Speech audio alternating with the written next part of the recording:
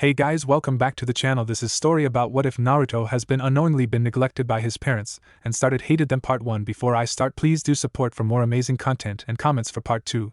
Do consider to subscribe my channel and share my video to your friends and check out the description as well. Let's start the video. Nay, old man, no one else would know about this, right? The blonde-haired boy standing in front of the Hokage's desk asked carefully. Sarutobi stroked his small beard, looking thoughtful. Well, besides you, me, and maybe your teammates. He picked up his brush and drew a seal on the document that was holding the ANBU's information. No one else. The boy's sapphire blue eyes softened and a grin played at his lips. This will be fun, he said rather sarcastically. The Hokage tossed him a wrapped package. The newly appointed ANBU, already knowing what was contained inside, nodded and left in a blink of an eye. The Sandemine puffed a smoke from his mouth and walked to the window in his office. Who knew that a 9-year-old could become an ANBU? It surely surpasses Yukichi Itachi. He doesn't even have the Sharingan. This point made him shiver. If he knew about the QB dash, he did not want to dwell on the possibility on the power the boy would attain. Uzumaki Naruto arrived inside his apartment promptly without using either the door or the window and placed the package the Hokage had given him deep inside his closet. Devising a plan, he decided to first go to his favorite ramen shop and then train for a couple of hours. Looking around to see if everything was in check, he used his front door to walk out. In his bedroom, inside the new package, lay an ANBU mask in the shape of a kitsune fox. Past. Naruto was to be 4 in several weeks, and he was cheerfully running down to Ichiraku's ramen after receiving his allowance from the Sandemine. Although bruises and bandages were covering most of his body, it did not affect the bright smile that seemed to be saying, "Miso ramen, here I come." In the midst of his joy, he didn't sense the lurking shadow following him. Naruto patted his, now full, stomach and strolled out of the shop that welcomed him unlike the other stores. It was starting to darken, but Naruto was unafraid. At least there's nobody to glare at me, he thought sadly to himself as he walked through the empty streets. Hearing footsteps running towards him, he turned in time to see an iron stick being swung at his head. "Filthy demon!" the man yelled hysterically. Naruto felt the world go dark for a split second till another hit impacted his stomach. He cried out in pain. "You killed my wife." With every word the attacker spoke, a strike from the iron weapon came into contact with Naruto's body. "Yamaro, stop!" Naruto shouted weakly. Blood mixed with tears streamed down his face. He could feel the metal stick break his arm and the world going fuzzy. Somebody help. Deep down he knew no one was going to come and save him. It was only time till death came upon him. He waited. But nothing came. Naruto came out of his crumpled form to see what was going on. The man that had attacked him was looking fearfully at 2 masked figures that have stopped his attacks. "You are no different than the demon itself," the figure with the kitsune mask said. "Ukami." "Hi." The one with the wolf-shaped mask took hold of the now frightened man, and they both disappeared for a meeting with the Hokage. The only ones remaining were Naruto and his savior. The kitsune looked down at the beaten boy who was nursing his wounds. The tear-stricken face showed sadness and helplessness.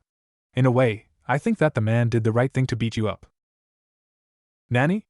Naruto glared at the kitsune with a slight confusion showing. "Coward, fear, helplessness, so many weaknesses," the masked figure said deeply. Naruto looked away with a frown on his face. "I won't be surprised if another villager manages to kill you." He turned to walk away. "And I know Naruto's only 4, the ANBU who I made up is just speaking his mind." Naruto felt his anger boil and quickly stood up, despite the pain he was feeling. "Eurus, I'm not weak nor a coward." The ANBU stopped. "Then show me you're not," he simply answered. Silence cut in between.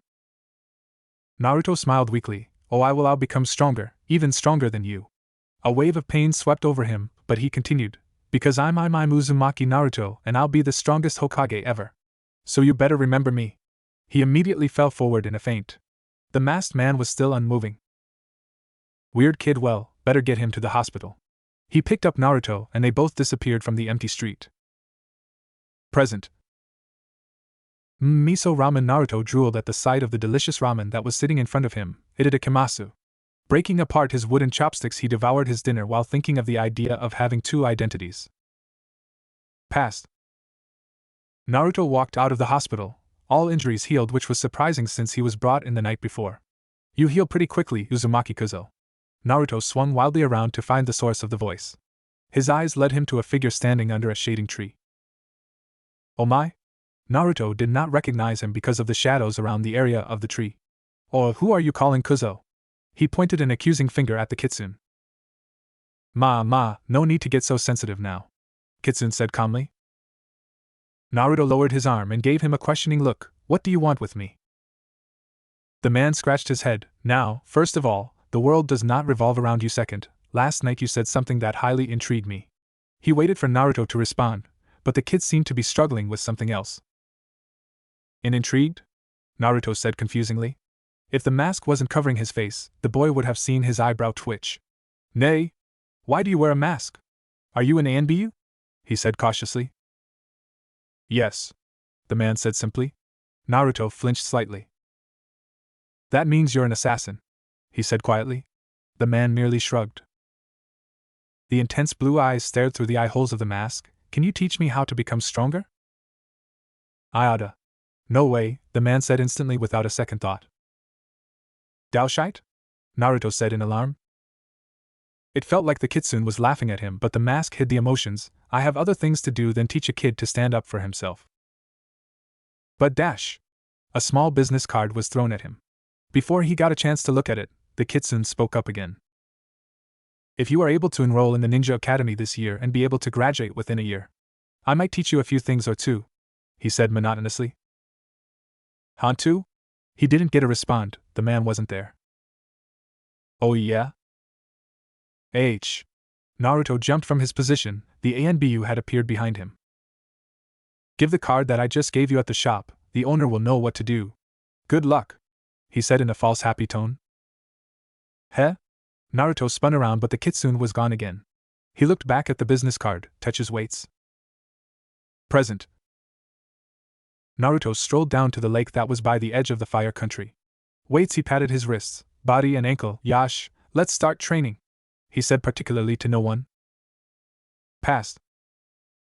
Haha. It's a customer. A large muscular man came to the counter and shook Naruto's hand rather roughly. Naruto scanned the owner, whose eyes were hidden behind sunglasses and his hair was tied into small braids. His mustache was brushed at the top of his lips. And, if anyone reads/watches Bleach, they might have an idea. The thing that bothered Naruto the most was the apron he was wearing. It wasn't the dirtiness of it, but rather the designs. It had teddy bears and ducks swarming everywhere at the once was baby blue apron. How can I help you? The owner had to bend down to communicate, but Naruto found it unnecessary since the volume of the man was deafening. This guy gave this to me. He handed the business card to him and waited patiently. So you're Uzumaki Naruto. Naruto, after hearing this, seemed to shuffle back a bit into a defensive stance. He was expecting a yelling or a get out of my shop you demon being thrown at him. Instead, the big, tan man started to laugh. No worries, kid, you're alright with me. He must sure like you. His voice trailed off as he went to the back room. Naruto scanned around the interior of the shop and found that it looked as rundown as it is from the outside. Passerbys didn't even glance at the shop. No wonder there were no businesses. A big flomp was heard and he turned to see what it was. His blue eyes widened. What are those? Weights. The owner held up a wrist weight. These will help you with your training. Try them on. Naruto obeyed and put a weight on each limb. Hey, I could get used to this. Naruto admired them. And this? A thin, black weight vest was thrown at him. Wear it under your clothes. Naruto did as advised. Good, it fits well. The large man bent down and brought up a box of slates. Now for the weights. Jote. Naruto held up a hand to stop him. Aren't there weights on these already? Holding up the wrists to show the strap-ons. This made the man laugh. Of course not. Those are just the material to hold them. Nanny! Naruto could hardly stand up with the new weights that were put on. He didn't say anything but looked determined. Funny, most customers, not that I have many, would whine or try to lighten the weight. The Tezuho owner thought admiringly. He glanced at the blonde kid again, who seemed to be nervous. What's wrong, kid? I'm not sure if I have enough money for these, Naruto replied, a bit embarrassed. The owner grinned widely, revealing his white, straight teeth. Don't worry, all of those are already paid for. Is it just me, or are those teeth too perfect? Naruto thought aside. Huh? Naruto stared up at the large man. Who? The owner twisted his mustache at the ends. Well, I can't say who he really is, it's classified, but he's an ANBU. He watched the boy's attention perk up, going by the name of Kitsune. Naruto didn't know what to say since no one has ever been this nice or generous to him. Well, maybe besides I am and the owner, Tsuchi, At the Ichiraku's ramen, he paid a bit more extra so you can come back for extra weights. Huh? Naruto said, not getting what he meant by extra weights. The Techu owner laughed out loud in a low rumble. You don't expect to wear the same weight all the time. By increasing them, it would improve your training. I've already calculated the right amount that you can wear so it won't affect your growth. And I tell you, kid, those who came to this shop are now either jounins or ANBUs. Why's that? Naruto had seen other weight shops that looked in better condition than the one he is in now. Well, we use a different kind of weight that is more dense than normal, and our family has the secret technique to shrink the weights, but still keep its density. Therefore you could add more weights without making you look bulky or noticeable. The owner explained like a storybook. So ka arigato ano. The large man held out his hand, the name's Tensai. Naruto struggled to lift his arm up but managed to shake it momentarily. Thanks, I'll be seeing you around, big guy. Naruto made way for the exit slowly and was finally out of the shop. Indeed. Present. Naruto walked around to cool himself down after sprinting 50 laps of the fire country. He made his way towards a tree to do his 1,000 pull-ups, later, 1,000 sit-ups and push-ups as well. Past. There was a faint dull knock coming from the Hokage's office door. He admitted the person. The Sandaime heard wild and heavy panting filled the room, and to the old man looked up to see the Kyuubi vessel practically dragging himself into the room. The blond boy wheezed and collapsed on the floor as though he ran 50 laps of Konoha. Hey old man, can you sign me up for the Ninja Academy? He said with great effort, trying to catch his breath with a grin on his face. Past. The Sandaime raised an eyebrow. You want to attend the Ninja Academy this year? Shakily, yet a bit more sturdy, Naruto raised himself off the ground and grinned at the Hokage. Because I'm going to take over your job, old man, so you better watch out. Sarutobi rested his chin onto his hands. Very well, I will inform the instructors there to prepare for your enrollment. Arigato, Aji-san. Naruto answered gratefully. Present. The newly appointed ANBU collapsed onto his bed and took several moments to look at the stars from his window, realizing how far he came in just a couple of years. He rolled off the bed to take a shower and get some sleep. Past. Sarutobi looked at the profile of the sensei that was to teach Naruto's class and half smiled. It was a middle-aged woman who was to teach this year's class. She held no grudge against Naruto and was one of the few who knew that the Kyuubi and the boy are separate beings. The only downfall was that she hardly let students pass the genin exam. She was very strict and demanding. She could even rival with Marino Ibiki as a torturer. Naruto is going to have a hard time, the Sandaime thought. The next day, Naruto received news that he would start at the academy in a few days. Last night, he had stayed up late planning on what kind of training he would do when he wasn't in the academy. 1 year ka? Present. Naruto walked into the Hokage's office with his new ANBU mask on to receive his very first mission. The Sandaime handed him a folder and briefly explained its details. This is a long-term undercover mission to protect a certain person. Uchiha Sasuke. His clan was murdered by his brother, Uchiha Itachi, a year ago. Naruto finished. I'm guessing we're all afraid that someone would come back and finish him off, ending the bloodline minus Itachi. The Sandaime nodded, hiding his surprise. I now see why he was chosen as an ANBU, not only because of his skills but also his intelligence. So you want me to enroll in the academy in the same year as the Uchiha to keep an eye on him? Naruto inquired thoughtfully. Hi, you can act however you want, just don't let anyone know you're an ANBU.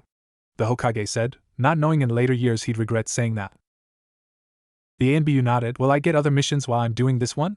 He asked, waving the folder. Of course. Okay, can I go now? Yes. Ja, old man. Naruto poofed his way out and continued his ideas for a different identity. Past. He stepped inside the classroom to find some other students glaring at him as they whispered to each other. Naruto shrugged it off and continued to an empty seat beside the windows. After he was seated, the class resumed its rowdiness with yelling and shouting. Paper airplanes and garbage were thrown at Naruto's direction, but he ignored it, dodging each one. Silence. Everyone immediately stopped what they were doing and looked towards the front of the class and saw a woman in her 30s. She was obviously not happy with the class's behavior. Anyone talking without my permission will immediately get detention or get kicked out of the academy, she said in a deadly tone. Some kids whimpered while others got back into their seats quickly. I am Uchiha Nawada. I will be your sensei this year. I want discipline in this classroom. So if I see any misbehavior, she scanned the classroom with intense eyes. you'd wish you never stepped foot into this academy. Most of the students had frightened looks on their faces, however. Naruto remained expressionless, having received one too many threats before. Ninjas should never allow their emotions to be shown to others in any situation. Students attempted to write it down for notes, but their sensei barked at them. I want you to remember, not rely on notes. I will be quizzing you next day. So you better pay attention. She grabbed a pile with a list of instructions on it, and handed it out more like through in front of each student. Go ahead and do what the sheet says, but I warn you, read carefully. Ruffles of the papers were heard when they picked up the papers. After 3 seconds, nearly everyone got up and went around greeting each other, then doing push-ups, etc. Naruto remained where he was, still reading the sheet. Geez, what a slow reader. One of his classmates said with a smirk. Others laughed and continued following the instructions. However, Nawada was staring at the whiskered boy. Once everyone were back at their seats, did Nawada start evaluating. That was pretty pointless. What was all that about? A glare from the sensei told them to shut up. Ma, this was a test to evaluate your analyzing skills, therefore, I've conducted that everyone fails. Nanny! Yusu! A dark-haired boy stood up with a disgruntled look. Nay, we've done everything that you've written on the paper. How do we not pass?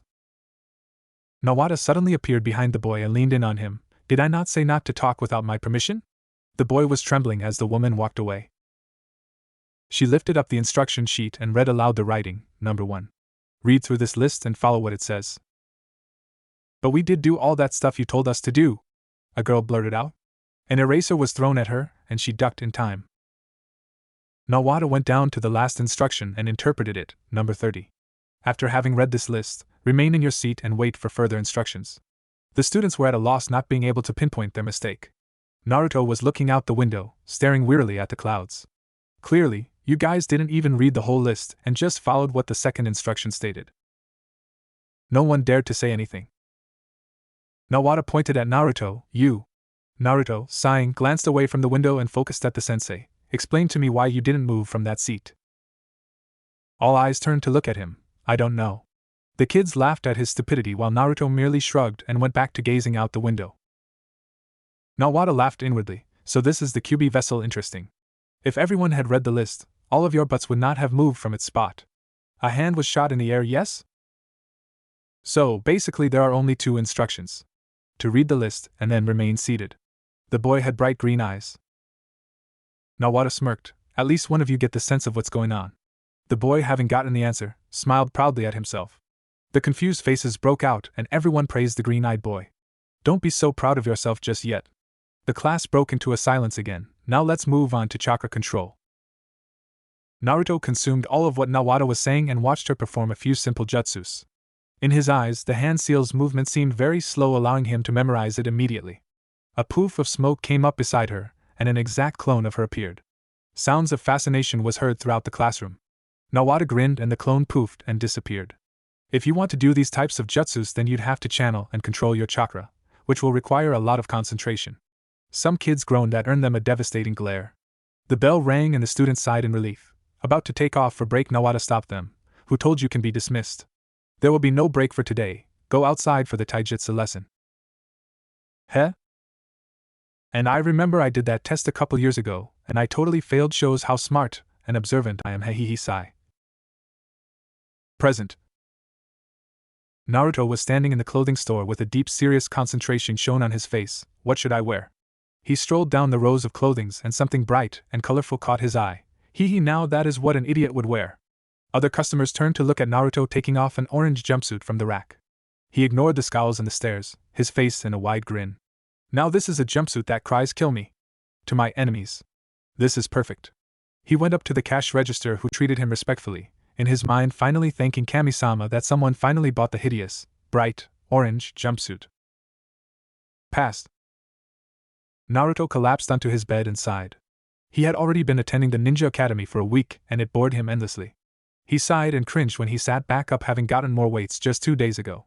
With tedious studying and training, he was already able to master the Bunshin no Jutsu with Henjin no Jutsu along the way. Students avoided him, but he preferred it that way. It seemed that the green-eyed kid's name from the first class was Tai. Stuck up and arrogant made the girls eye the 10-year-old with admiration. He was said to be the top student in the class, but Naruto hardly took notice since he always stared out the window. With the weights on, Taijutsu classes were a bit more challenging, but Naruto knew that he'd be able to pull through. However, what confused Naruto slightly was the fact that hand seals, taijutsu moves, etc. seemed to be played very slowly in his eyes. He wasn't complaining or anything, just curious. He also has a feeling that Nawada was keeping a close eye on him. Present. Naruto checked himself out in a full-size mirror with his new clothing on. He had to admit, they were pretty hideous, yet different. He rubbed his chin, sensing that something was missing. Something glinted in the corner of the room, so that's what I'm missing. Past. Naruto jumped right on the stool of Ichiraku's ramen, sweat pouring down his face after the cool down from his training, but he wiped it off quickly. Miso ramen, Aji-san.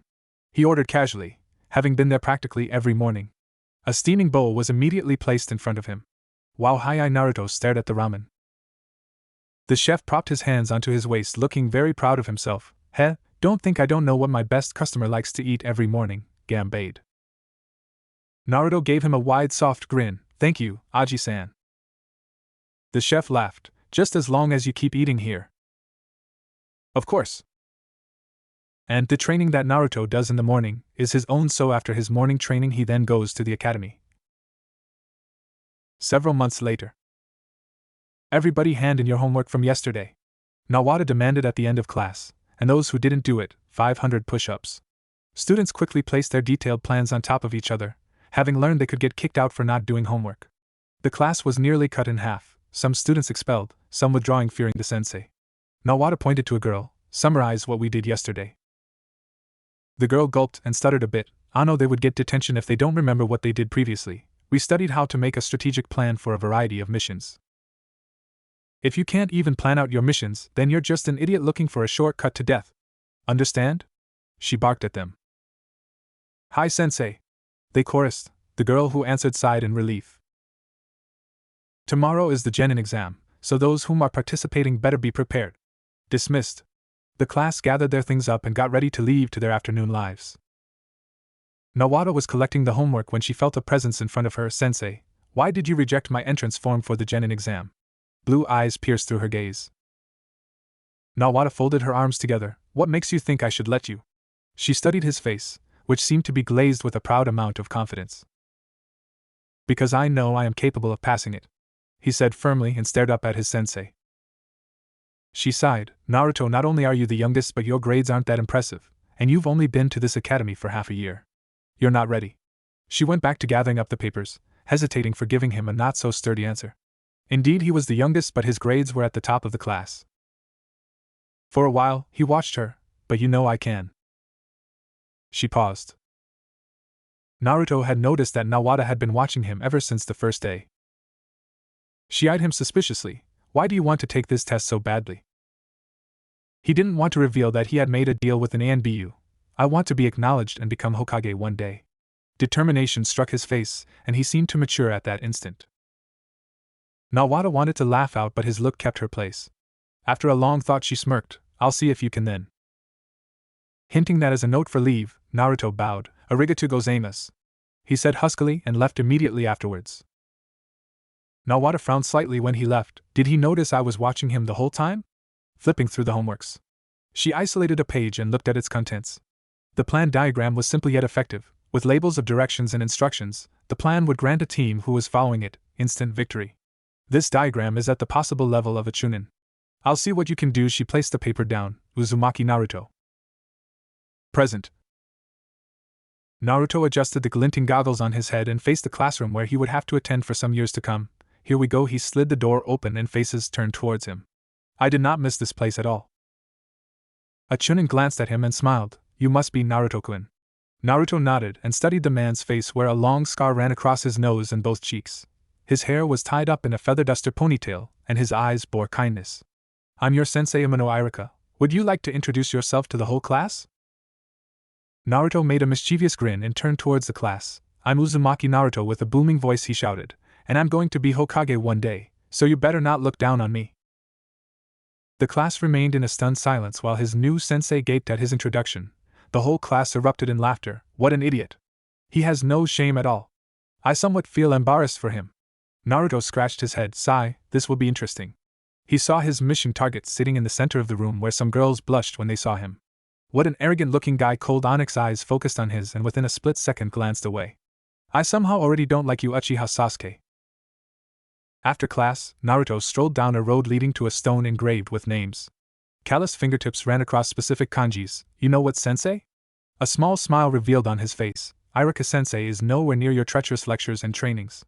He placed a single flower down and turned to walk away, but maybe it's for the best. The setting sun reflected upon the name Uchiha Nawada. Past. Uzumaki Naruto, you're next. Naruto walked over to the door that burst open, revealing a very angered and flustered Tai. Ah, Tai, how did you do? His fangirls surrounded him with worried looks. He merely pushed them away and stormed off. Naruto couldn't help but notice a minor graze on his shoulder. He pushed the door open and saw two instructors inside. One of them being Nawada, the other sneered at the sight of Naruto. We'll get straight to the point, Nawada said, clearly being of the highest authority in the room. Make 4 bunshins combined with the henge jutsu in the form of the Hokage. Even to Naruto, he found this very demanding, but he brought up his hands to perform the required jutsus. About to start, he heard the other instructor make a statement. Just give it up, demon. He growled. The 2 other beings in the room ignored him. Nawada frowned a bit, thinking she'd see a disheartened 4-year-old, but quickly changed her mind when Naruto continued the exam. His tiny hands maneuvered swiftly into the hand seals, and without saying anything, a cloud of smoke surrounded him. When the smoke cleared, 4 pairs of wrinkled eyes stared back at the instructors. Nawada didn't show any new emotion on her face as her partner nearly collapsed off his chair. A puff of tobacco smoke escaped the newly created Hokages. You may return to your original form now, Naruto, Nawada instructed. The 3 bunshins disappeared and Naruto appeared again. Now for the Sumimasen Uchiha-san, but allow me to explain the second part of the exam. The man interrupted with a glint of hate reflected in his eyes. Nawada thought it over. Very well, Take-san. She leaned back in her chair. Take-san stood up and walked around to the front of the desk, before Naruto. Now for the second part of the exam is to test your reaction. He threw a kunai at Naruto. The weapon whistled in the air as it sliced its way towards Naruto. The distance between them was not long, thus the time it took to reach Naruto was less than a second. The kunai embedded itself in the blonde's forehead. Blood trickled down from the wound. Take-san hysterically laughed as he watched the 4-year-old fall to the ground. Ha ha! You deserved it, demon! The unmoving boy suddenly disappeared in a blank of white mist, replacing him with a log. Nani? The man's eyes bulged out. I'm so glad that sensei has so much confidence in my skills. The voice dripped in mild poison. Take-san turned around to see Naruto standing there unharmed. Kuzo. Naruto! The blonde turned to Nawada. A glinting metal object was thrown at him. Naruto looked down at the newly given hitite as it glinted in the minimal sunlight within the room. He bowed deeply. Arigato, sensei. She made no sign to respond. Naruto left. Yotateheim, you're next. They waited for the next participant to come in as Take-san mumbled curses at Nawada as he sat down. You'll be hearing about your consequences from today's actions, Take-san. Nawada warned him. Naruto, feeling proud of himself, decided to go celebrate at Ichiraku's. Hey, Naruto, you seem to be in a very cheerful mood today, Tochi said with a big smile. Yup, that's why I'm celebrating with a bowl of dash. Miso Chasu Mori. Both I am and the owner chorused. Naruto dropped his mouth open in shock. Ora, this one's on the house. His eyes started to water. Arigato. Itadakimasu. Happy slurping could be heard inside the shop. Present. Nighttime fell upon Konoha, and Naruto, in his A and B gear accompanying a jutsu that changed his hair color, arrived in the Hokage's office. Besides the Sandaime, 3 other figures occupied the room clothed in the same way as Naruto. Ah, the last member of Squad 3. Sarutobi partially introduced. The 3 other members turned, adorning masks with a snake, monkey, and dog. All 4 of you are now assigned as Squad 3. No one spoke as they kept scanning each other. If you'd like, maybe you 4 can introduce yourselves. The Sandaime suggested nervously, sensing the tensity inside the room. One shrugged and made way to take off their Hebe mask, Mitarashi Anko. Her voice was low and not very ladylike. Purple hair occupied her scalp. Another shifted and the Inu mask was removed from the owner's face, Kamikaze Izumo. Hair covered his right eye and he looked somewhat ordinary. Shirani Ginma. The Sara's mask's owner revealed a man who seemed to be the oldest of the other 2. A bored expression was displayed on his face and, magically, A toothpick somehow found its way into his mouth. The three looked towards the final and shortest member, Naruto's side, Uzumaki Naruto. As he removed his kitsune mask, his hair turned from brown to bright, golden yellow. Uzumaki, they looked at the ANBU in front of them. Naruto? They all thought at the same moment. Silence paused the room. He's pretty short, Ano Chibi. Eyes shifted to the woman. At least I'm not the shortest one in the squad, she said in a matter-of-fact tone. Naruto was trembling and burst out, Eurus. I'm still not done growing, unlike you, he said with twitching eyes. Heh, I can't hear anything, maybe because you're too short for us to hear, Gaki. Anko spat back with a grin. Team Naruto growled, clearly not liking it when people says something about his height. Anko smirked, sensing the challenge. The other beings in the room, if they remembered that they were there, sweat dropped as the two new squad members cursed and argued back and forth with each other. How mature, they thought sarcastically. Finding it rather pointless to wait for them to stop bickering, Sarutobi made the effort to clear his throat loudly. Taking one last menacing look at each other, they turned to face the Hokage with calm faces. Since you are a new squad, I won't place you in S-class missions yet to be accustomed to each other. The ANBUs made no effort to complain or argue, finding the explanation to be quite reasonable. Now for the first mission, and the meeting went on for a while longer. Past. Ramen aroma filled his sense as he dug into his food. Why if it isn't Achabai? Someone sat beside him, a bowl of miso ramen, Aji-san, he said warmly to the chef. Tosen, nausea. Tucci smiled and got to work. Naruto felt himself staring at the man with spiky, silver hair. The man with his Hittite covering both eyes took a sip of tea and sighed, you know it's rude to stare. His voice sounded very familiar. Heh! You're that, Naruto said in an outburst, jumping up from his stool. Miso ramen. Thank you for waiting. A bowl was placed in front of the man whose name was said to be Naju. Hi! Arigato Tucci. Naja picked up his chopsticks eagerly. Naruto, still in shock, sat back down onto his stool. What were you saying, kid? Naruto looked up at him. Naruto grinned and fished his head protector out from his pocket. Like you said, I get this Hittite in less than a year, 6 months, and then you'll teach me some things. The man stared if he could at the glinting metal HM. Naruto was bobbing up and down in anticipation when he saw the man laugh. Rule number 1, kid. He threw money down on the counter. Don't trust strangers. He left. Naruto tried to run after him, but Tucci had him by the collar to pay for his food. He mumbled curses as he paid the chef. Present. Blood was sprayed on the ground as the 4 ANBUs finished up their mission on a group of convicted killers that had escaped their cells. It's ironic, isn't it? We murdered the murderers, Genma stated solemnly. Whatever, they're the ones who brought it upon themselves, Anko said carefree. Naruto just glanced at the corpses and tried to get the smell of blood away from his nose. Haven't smelled this in a while, I hate it. Mission accomplished. Who wants to write the report? Genma announced boredly. No one answered. Izumo felt that he was being targeted by all 3 of his teammates. Fine, I'll do it. He surrendered. We'll take turns writing it, Naruto offered. Yeah, I just don't want to write the very first report, Anko pitched in. I have messy writing. Everyone's sweat dropped. We don't mind, besides, that would be the Sandamine's problem then, Anko said evilly. The others agreed. Genma shrugged his shoulders in defeat. Past. Otez Sai. Naja stepped inside Tetsu's Waits, greeting the owner. Squinting through his sunglasses, he spotted the man and revealed a wide grin. Naju. Finally came back from your mission? Naja leaned down on the counter and returned the grin. Yeah, I guess how's business? Tessai's glasses reflected the empty shop. It's going great. Business is booming, he said enthusiastically. Hasn't changed, has it? Nope. The big guy's head drooped. Sorry, big guy, didn't mean no harm in saying that. Naja patted the man's arm firmly. I'll let it slide this time since you're here to pick up the tab, right? Tessai laughed with Naju, whom was laughing also. The ANBU stopped midway and looked at the owner confusedly. What tab? I don't owe you anything. Oh, the man ducked behind the counter and fetched a piece of paper. Actually, it's Naruto who has the tab.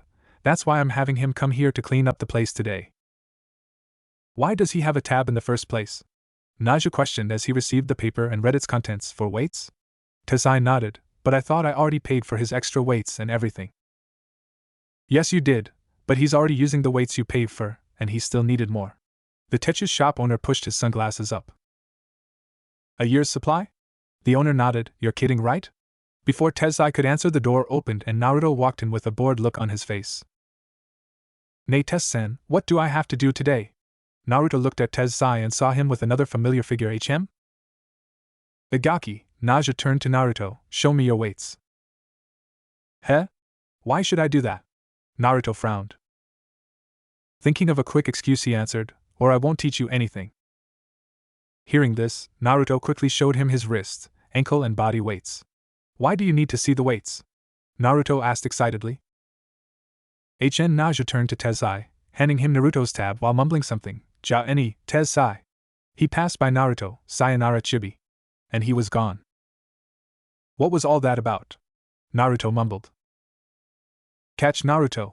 The 4-year-old turned in time to catch a rag and a bottle of window cleaner. Have fun. Naruto dragged himself to the windows, missing the mischievous grin. Hours later. Tess-san, just a curious question, Naruto began to ask. How many more times do I have to come here? The big guy went rigid. You see, he scratched his head nervously. Naja already paid for your tab. He attempted to say it quickly, but Naruto caught the words. Nanny! You made me. Naruto began to yell, but Tezai interrupted. Before you continue, he told me to tell you that he'll be meeting you by the lake at 6 p.m. today. Tezai told the child who threatened to mess up his shop. What dash? The kid grabbed Tezai's wrist to look at his watch. 5:55. He sped off without another word. The man chuckled as he got back to his work. Present. Not bad for your first mission. The Hokage had examined Squad 3's report and was very satisfied. The ANBUs didn't respond, containing their calm composures. The next assignment will be much more challenging, so get a good night's rest, all of you. He gave them a small smile. Hi. After they were dismissed, the ANBUs went their separate ways with one remaining. Is there something you want to ask, Kitsune? Is it possible for me to see Mizuki's files? Naruto asked pretty straightforwardly. Mizuki? The academy instructor? The mask nodded. Why? The NBU sighed. I'd be lying if I said I wanted to know when his birthday was, but it's for a reason that I can't confirm till I see his file. Sarutobi studied the person in front of him. With a puff of smoke, he opened his drawer and took out a file he recently mulled over. When you're finished. In 3 minutes, I'll return it to you nice and safely, Naruto said with a smirk. There was a knock on the door. Come in. Naruto stood on the spot to look through the information. A man with silver and spiky hair, not Naja, pocketed an orange book as he came in through the door. Ah, Kakashi. What brings you here? Nothing. He spotted a figure looking through some files. Who's the shorty? Pissed off marks appeared at the side of Naruto's head. Oh, he's one of the new ANBUs. Sarutobi sensed the vibe coming from the child and tried to warn Kakashi, you really shouldn't. Umbu? If I can remember clearly, even Enko is taller than him, Kakashi said in a thinking tone, not realizing that the ANBU was only 9 years old. The folder trembled with irritation. At least I don't cheat my height using my hair. What, do you stick your hair into a tub of gel every morning, 'cause it at least makes up for half of your height? Naruto asked in a dangerously nice voice. They both glared at each other. What's your problem? Kakashi asked kindly. He dissed my hair. What is your problem? In a split second they were on opposite sides of the office. Huh, I see you're reading Mizuki's file. The folder was now in the silver-haired man's hand. And you're reading some, rather, perverted book. The orange book Kakashi held so protectively was now in the ANBU's hand. I remember Naja-sensei reading this closet pervert. Give that back or I'll burn this file of yours, Kakashi threatened, waving the folder around, eyeing his prized book sorrowfully. Naruto grinned.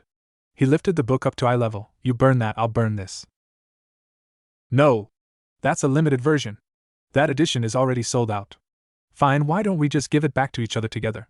They both made their way to the center of the room with a sweat-dropping Hokage witnessing. Clearly they have forgotten about him. The hostage's file and book were handed out as the owner grabbed them, then realizing neither of them wanted to let go. First you have to take back what you said before about my height, Naruto growled. Same to you for my hair, Kakashi replied with a glare. Sarutobi could only think of how stupid the two of them looked at the moment. The grip was tight in both of their hands, not one of them willing to loosen up. Take back my words? No way. Both thought at the same time. So you're not letting go? Kakashi asked. Fat chance. The room erupted into flames. After being scolded by the really pissed Hokage, both the singed Naruto and Kakashi parted ways. Make sure I don't ever see him again, they both thought with wild ideas of how to tear each other apart. Past. Naruto, surprisingly, made it on time to meet Naja at the lake. He didn't see the man anywhere till something made his ears perk up and he immediately turned towards the source. I gotta say, kid, you have got some pair of ears. Silver hair crossed his vision, but you're still nowhere near my standards. Naruto made a confused look, but he shook it off. So what are we going to do today, Naja-san dash? Naruto said eagerly, but was interrupted. Don't go calling me sensei just yet. The boy quirked an eyebrow. I don't want to be wasting my time on a kid like you for nothing, so you gotta show me, in this one day, that you can convince me to accept you as a student. Naruto's head was down, calculating the situation. He lifted his head up and smirked. Present. Naruto. A dust eraser came flying towards him, hitting him squarely in the face. Itai. Coughing up the swallowed chalk dust, Naruto could make out Iruka's angered face. Propping his hands on his hips, Iruka frowned. If you don't pay attention in class, don't dream of passing the test next week. If only Iruka-sensei didn't speak in such a boring tone, maybe I could pay a bit more attention. He earned another eraser to the face as the class laughed at him. Naruto, you stay after class. Iruka-sensei. The voice whined. Why do I have to come back here? It's so boring. Naruto thought as he trudged up to Iruka's desk. And that old man wants me to fail the tests in order to stay in the same class as that arrogant git. Iruka saw the sullen look on his student's face and sighed. Naruto, didn't you say you wanted to be a Hokage one day? Naruto didn't reply. That's why you must work hard in classes or else you'll never get to that stage. Tonight's mission is going to be tough, but it's nothing that we can't handle. Maybe if. Naruto, are you even listening to anything I'm saying? Huh? Iruka clenched his teeth with eyebrows twitching. Oh my.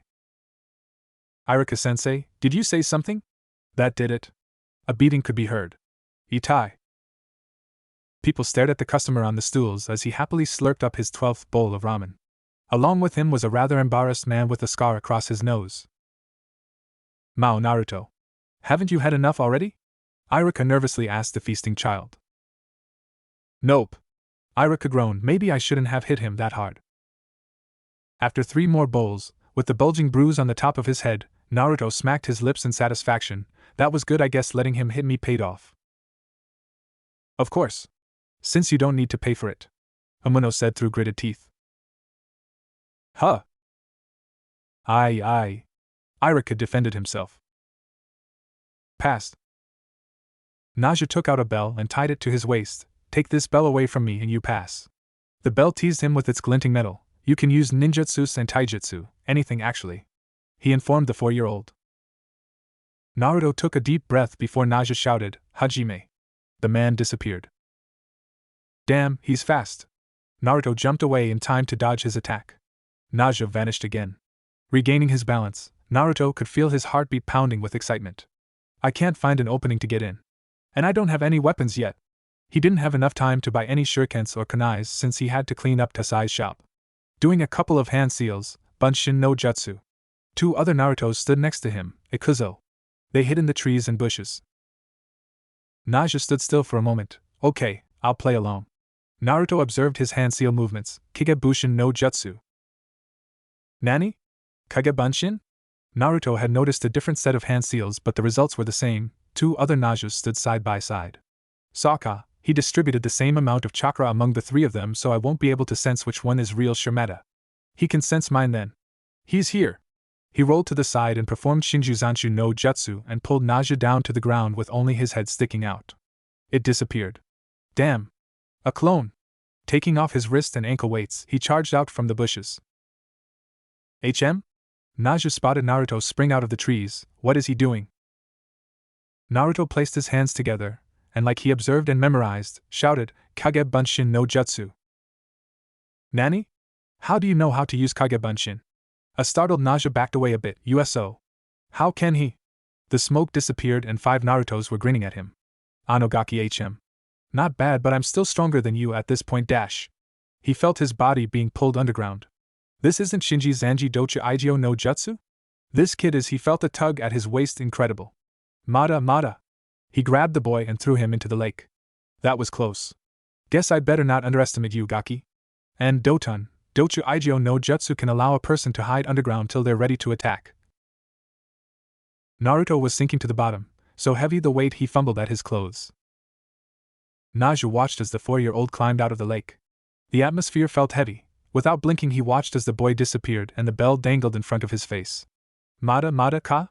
The boy was dripping wet, and had a small smile on his face. The bell was held between the boy's 2 fingers, glinting with victory. You took off the rest of the weights, didn't you? Naja asked logically. Naruto grinned. You cease to amaze me, Uzumaki. Demo. He lifted his pants, sleeves and shirt. Don't forget I use weights also. If only his jaw could allow him, it would have fallen to the dirt. Mama Masaka. He scanned the ANBU up and down. And they're so much heavier too. He clenched his fists. That means that wasn't your true strength. Tosin. One does not allow an opponent to experience their full strength. He lectured the boy. To him, the boy seemed devastated. Then Naruto uttered, then that's awesome. His eyes brimmed with excitement. Then it's so much more meaningful for me to surpass you. He was filled with fiery determination. Okay, that broke the intense mood. What do you mean okay? I'm being serious right now. Naruto bared his teeth with flailing arms. Right, whatever. Naja shrugged nonchalantly. You're kind of pissing me off right now. Naja ruffled the boy's wet hair. That's good. I gotta run, kid, so later. He disappeared into the forest. Ja-ni. Naja-sensei. Naruto shouted after him. Naja-sensei, I like the sound of that. Naja could feel that it won't be a mistake taking Naruto as a student. Present. Naruto and his other teammates skimmed through the forest, their visual eyesight's unchanging even in the nighttime. Their mission was much more serious and dangerous this time. Important documents were to be sent in, not only the stone village but also the sound where it was rumored where Orochimaru is dwelling at the moment. And hint, Konoha had leaf ninjas acting as a spy in both villages disguised as sound and stone ninjas. They were to trade documents that night, and a slip-up may just be their death wish. During the meeting, Squad 3 was briefed. That's exciting. Enko licked her lips in anticipation. Naruto scanned the map that was placed on the table. He drew an invisible line of the border between the Fire Country and Hidden Stone Village with his finger. Since there has always been a silent war between us, and that we are eternal rivals, the border here would be tighter than the other borders connected to other countries and hidden villages. Genma followed the trace, meaning security is heavy. If we go through here, it's a definite that we will meet some stone ninjas, but we don't want to arouse the village, and we don't want to create any more reasons to make the war actually happen. If we take another route, our time would be tight. Izumo reasoned. The group studied it a while longer. I'd say go straight through the border, Naruto said with his arms crossed and calculating face. Why's that? Enko demanded with a curious tone rather than doubting. Naruto pointed to the other borders. It's a definite that these borders would have security, and it will take us an even longer time since we are also deterring. The others nodded. We don't have to necessarily sneak through to avoid detection, but rather use disguises. Genma finished. Izumo stared at the map with his visible eye. That means we can capture some of their ninjas to disguise as them. Exactly. Naruto grinned. I also know of a way to distract the others. They set up the plan. Past. This year there is only one student who made it as a genin, Uzumaki Naruto. Nawada recited. Uzumaki Naruto, ka? The Hokage intertwined his fingers together. I hear he's only been in the academy for 6 months. Isn't it a bit too early? He's more than ready, sir. She immediately replied. But there aren't enough genins to put him in a 3-man team. The Hokage challenged the instructor. Someone could train him for the time being. Nawada stared at the Hokage seeking for an answer. Hokage-sama, a knock on the door interrupted them. Oto, Sumimasen Hokage-sama, you're talking with someone. The knocker began to close back the door until. Aye, we're about finished. Turning to Nawada, he smiled softly. I'll be looking for a suitable instructor for Naruto. Arigato Hokage-sama. She bowed and abruptly left. You can come in now. Hokage ordered towards the door. Okay, so what's the mission? Sarutobi jumped slightly when he noticed the person standing next to him. I still can't seem to get used to your stealth skills, Naju. the Sandamine confessed. Since he's been practicing in the women's baths, someone mumbled in a joking manner. That's you, Erosenin. Naja corrected the white-haired man standing in the center of the room. The man's face twitched. Erosenin? Well, you are the most perverted man in this room, and don't forget this guy. Naja patted the Hokage's shoulder, whom is seen with a tinge of blush. A man walked into the room with an alert presence. Oh, Kakashi! Naja said in surprise, you're early today? Huh, he simply replied. Naja sighed and joined the other two men as the Hokage briefed them of their mission. By the end of the meeting, they were given a file to hand to the Tsuchikage. Naja turned to the other two. When should we set off? Since the stone village is a couple hours away, I think it's best to move at night to attract less attention, Kakashi stated monotonously. Agree. The Toad-Sannin said, best time around 8 p.m. The other two nodded and decided to meet at the front gate. After receiving the file, Kakashi and Jiraiya left first. Later, Ero-san. Naja waved and swiftly disappeared. I am not a pervert, the Hokage denied hopelessly. Present. The earpiece buzzed in his ear, ready. He whispered into the microphone. 3 other voices replied with the same answers, Narakumi no Jutsu. Hidden in the shadow of the trees, he watched his target start to wander away from his post. He jumped down to knock out the stone ninja. His target didn't struggle because of the jutsu. He himself transformed into the unconscious man. Done. He spoke into the microphone. Okay then, gather to the spot. His teammate planned. Hi. He hid the man in the bushes near the post, and he disappeared with monstrous speed. Squad 3 gathered at the meeting spot with one of them disguised as a stone ninja. The 3 others morphed themselves into other new faces. Kitsune, you ready? The stone ninja nodded. Let's go. Naruto left them, while they traded looks. We have to look beaten up, Enko stated. I'll do the honors, Genma eagerly said.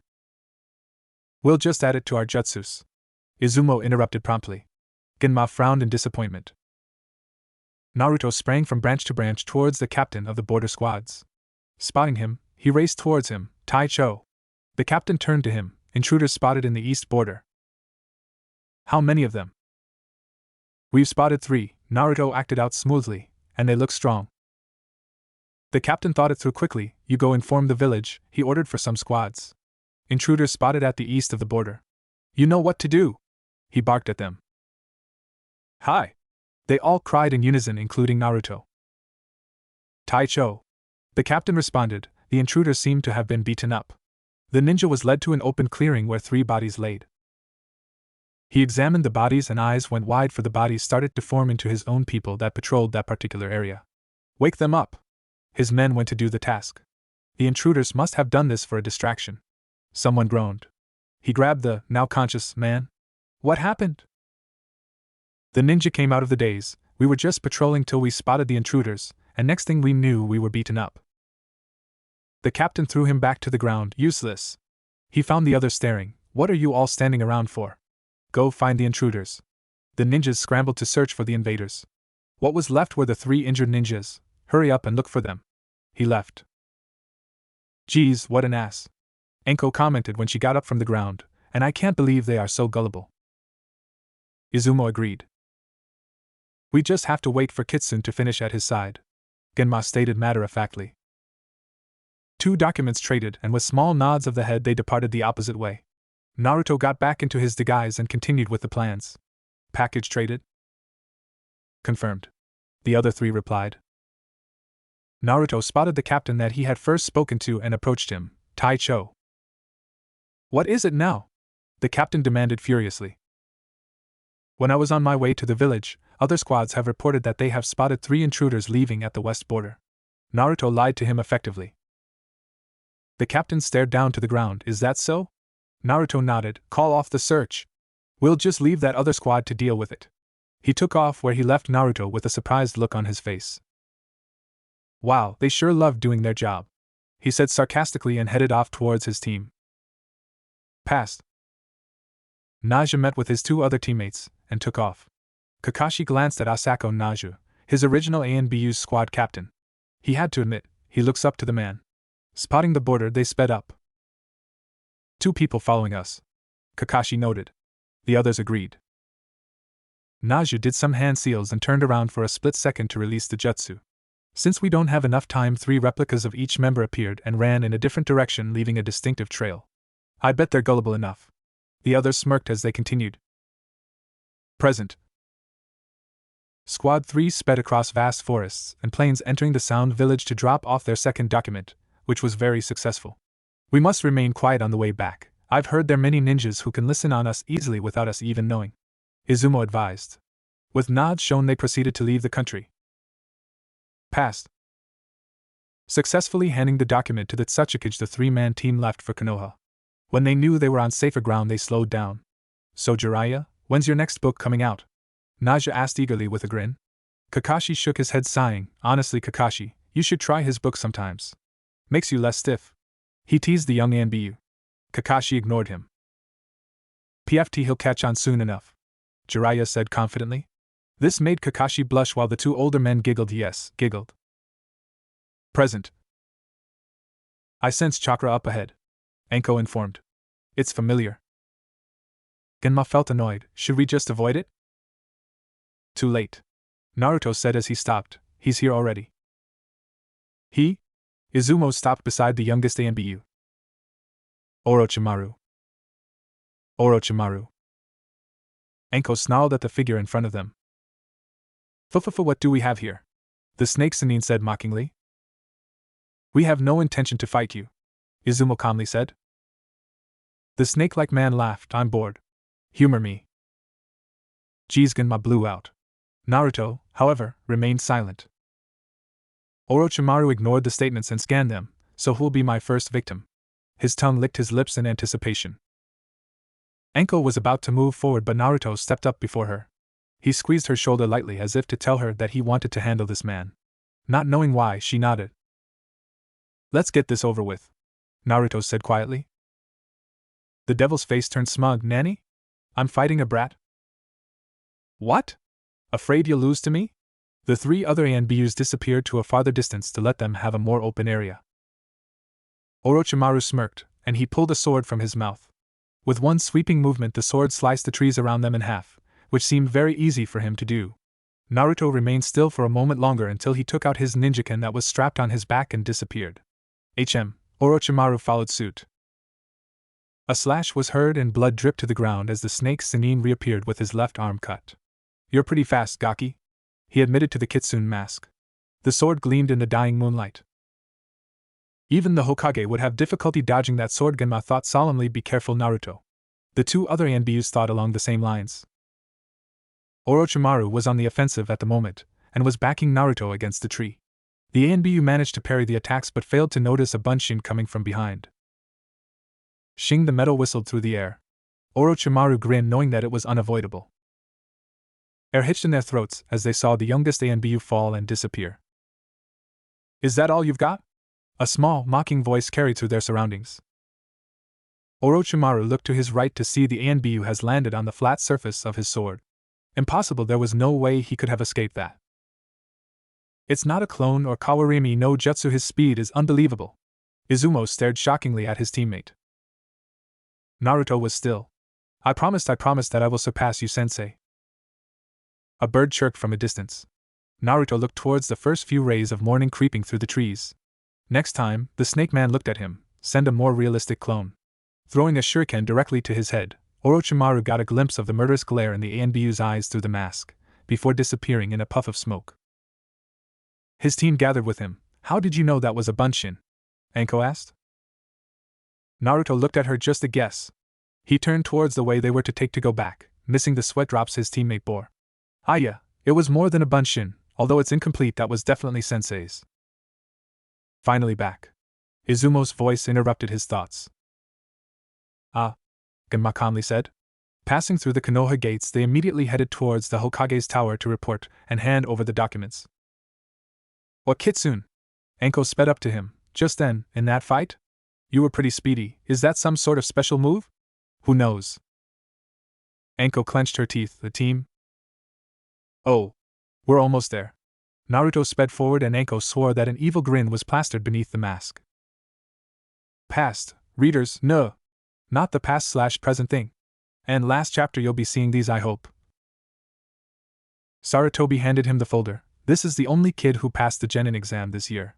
The man merely glanced at the contents within the folder. Since there are no other teams that require an extra person, I want you to train him for the time being.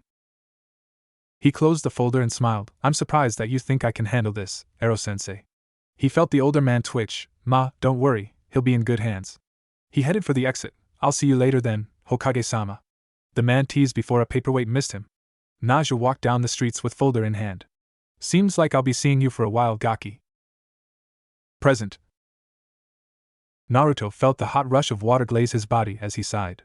I need more weights. Stepping out of the shower and drying off, he heard a knock on his door when he was just about clothed. Irika-sensei? Naruto blinked a couple of times at the sudden visit from his sensei. Why are you here? You should be more polite to your teachers, Naruto. Irika scolded softly. Blue eyes blinked. I just passed by so I came up to check on you, he said a bit uncomfortably. Naruto stared at his sensei for a moment before smiling. Hantu? He asked excitedly, his heart warming up towards his new sensei. Hi. Irika said as he matted the boy's golden hair down. I'll see you tomorrow in class then. The sensei walked away. Don't be late, Naruto. Hi. His voice echoed throughout the apartment halls. Past. A small circle was drawn around the 4-year-old. Every time you step out of this circle or get hit by an eraser, you'd have to run 3 times around Konoha, he instructed. Three times? Konoha wasn't a big country, but it isn't small. South Naja gathered a pile of erasers and tossed one and caught it in the air. Dodge or get hit. No jutsus or weapons. He whipped it at the boy who dodged quickly. In the midst of the flying erasers, Naruto managed to ask a few words. Am I allowed to catch them? He ducked and jumped, making him look like a ballerina with no sense of balance. Sure, if you can. Naja increased the speed, having 3 erasers thrown at the same time. Naruto didn't have a problem at first, but as his sensei's throws grew quicker, he was starting to be unable to catch up with the weights weighing him down.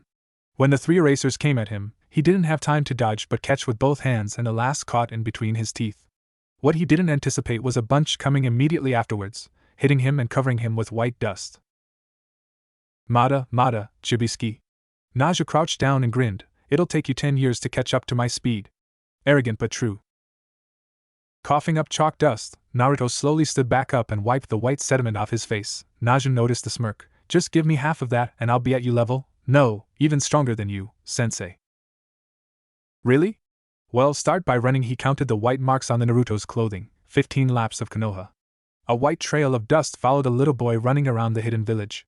Show me what you can do, Uzumaki Naruto. 4 years later. Sarutobi read the report regarding Uchiha Shirsui's supposed suicide from a week ago. I'm sorry about your son's death, Nawada, he said ruefully. Nawada took a deep breath, trying to control her emotions. Suicide, my ass, why the hell would he want to do that? She spat at no one in particular. Uchiha Itachi, she whispered angrily. The Hokage did not seem to hear her. Pardon me, what did you say? He too found Shirsui's death to be murder rather than suicide. Uchiha Itachi. He faked the suicide, she accused coldly. Why do you say that? Hokage wanted to know her reason to incriminate the 13-year-old ANBU squadron leader. She sighed. I've always respected the clan as well as Fugaku, but his son, I've been having this feeling he's up to no good, hissed the instructor. The Sandamine pressed his fingertips together, giving him the image of someone in deep thought. Sarutobi. He looked at her, and was surprised to see the hurt and despair she bore in her eyes. When Shirsui's father died, she began, I only had my son left. Her hand was clenched tightly around the suicide note, and now he's gone. Nawada, he was about to give her some consoling words, but he noticed the emotion she held a minute ago was now gone. I request to capture and arrest Uchiha Itachi, Hokage-sama, she said with an alerting seriousness in her tone. Even if you deny this request, I will still continue. Knowing how he would react, she added, this is not out of the emotions for the loss of my son, but for the reason that Itachi has changed. He has been attacking members and voicing how the clan itself is hopeless. Although Fugaku doesn't admit it, he too knows that his son has become out of control. Sarutobi walked to his grand window and watched as people still wore clothes of mourning for the loss of a talented ninja. He exhaled and finally spoke. When? Tonight. Nawada immediately replied, I have already rounded some ninjas who has agreed to capture him with me. The Hokage nodded. Before she left, he said some final words. Everyone has felt the pain of losing someone, including me. You are not alone. The door closed behind her, Sarutobi, missing the tears fall. The leaves blew calmly as it swirled through the wind, one landing lightly on top of a youth's hair. He didn't seem to mind or notice, as he seemed more focused upon the figure several feet away from him, or not, since his eyes were blindfolded with a black cloth. A familiar circle was drawn around him as he waited patiently.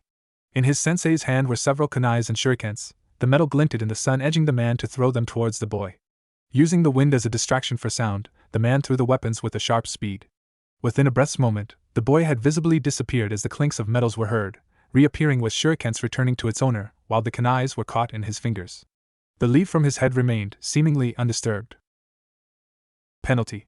The man said at once, having had to dodge out of the way at the surprise attack. Who told you can attack, huh? What? The 8-year-old had already yanked down his blindfold, revealing cerulean eyes. You get to throw whatever you want at me over these past years, and I don't even get to do any payback. Asako Naja, who stood with arms folded, shrugged. That's your answer to everything, isn't it? Naruto growled with annoyance. The man only smirked. It has been 4 years yet, so many things has happened in between, and one of them was the discovery of the boy's power and potential. If we didn't put a seal on him, there's a possibility he could have died by now. His body's too small for now to encompass so much chakra. What? He missed what was spoken to him. What's the penalty? Naruto asked lazily. Naja twirled his finger in a circle indicating lapse. 15 before he knew it, the boy had taken off, leaving only a footprint in the dirt. To be honest, he was very proud of Naruto, but he didn't want to show it because he didn't want the boy to become arrogant. In the past few years, he had not only become the boy's sensei, but he also was a guidance. Naruto had the chance to become part of a genin team, but not a week later had the parents of the other 2 teammates complain of having a little boy, no less the demon, to be with their kids. Naju thus used his specialty skill to help Naruto gain experience working with others, which turned out pretty well. Not even 2 minutes he heard the arrival of his student once again. Naruto didn't even seem to be out of breath. It was though the run was just a minor warm-up. That's it for today, Naruto, Naja announced. I have meeting later, he explained briefly. Hi, sensei. Thank you for today's lesson. He bowed and left to rest for a bit, not knowing to his sensei that he would come back tonight to train and develop his skills, like every night. Naruto splashed his face with water as he stared at himself in the mirror, with the image of a certain kitsune reflecting off in his mind. He had learned of the demon fox when he was 6. It wasn't an obvious discovery, but he had felt the different aura that came off him when he was emotionally tried. After many persuasions, Naja finally told him how he became the host for the 9-tailed demon. Naruto dismissed the idea of needing the fox's power because it was like a support, something he needed to rely on when endangered. Only a year later did he realize that he was more dangerous and powerful than the Kyuubi itself. I do hear it, the demon inside calling out to me. After having dinner, instant ramen, Naruto took a stroll towards the lake to rest his stomach before doing his own training. He wanted to create a technique that allowed him to travel long distances that would usually take a day, minimized into less than 30 minutes, and that can allow him to be as quick as those stopping time. He was in the midst of practicing till something caught his attention.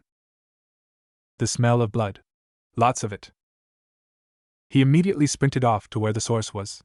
His breath was hitched in his throat when he saw numerous of bodies lying on the streets covered in blood. Doing a couple of hand seals, a bunshin came up beside him and ran to find his sensei. Quickly checking for any signs of life, he ran through the streets with less hope of finding a survivor. About to enter a house, a hand caught his leg. He crouched down quickly, hoping to see if he can save the wounded person, till he saw through the blood on her face. And then Nawada-sensei. A gurgle sound came from her throat as though she was laughing. Cough, it's you, Naruto, you've grown, haven't you?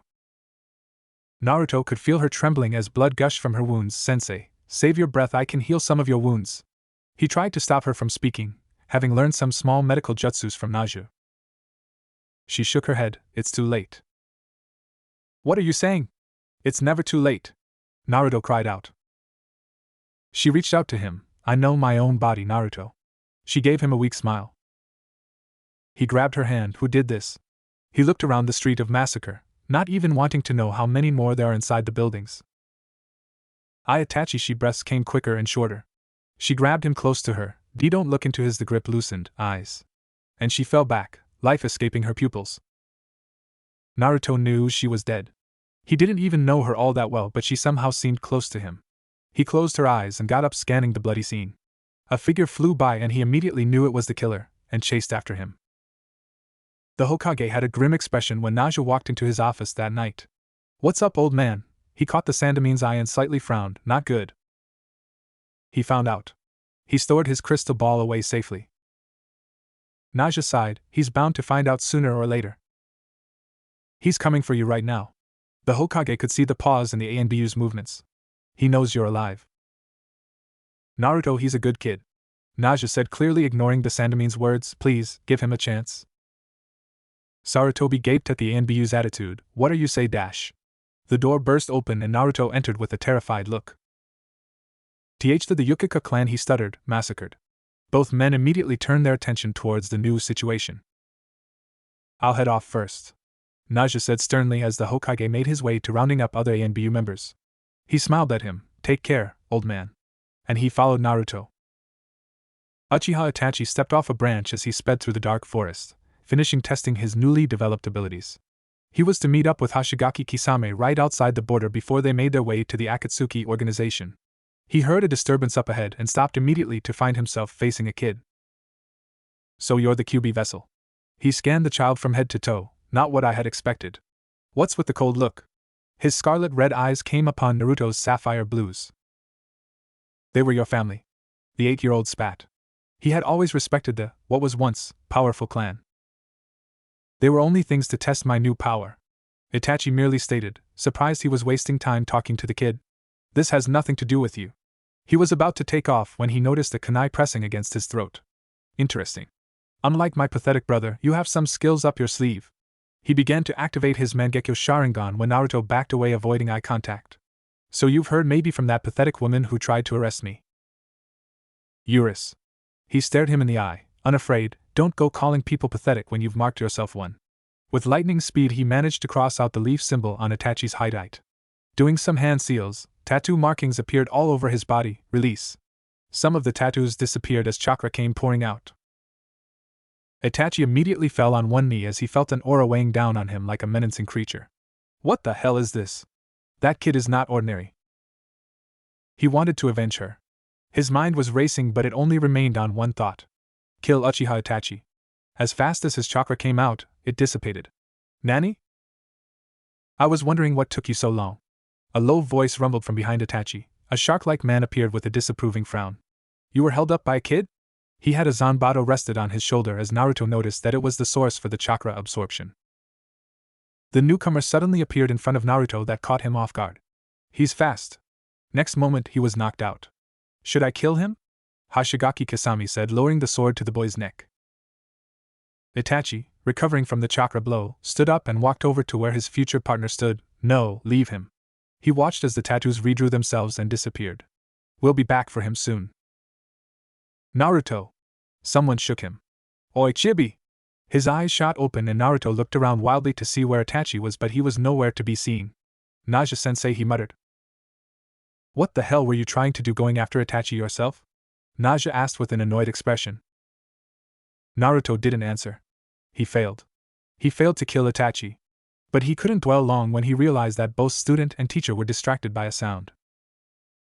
"Go back to the village, Naruto," his sensei told him quietly. "What?" "Go now dash."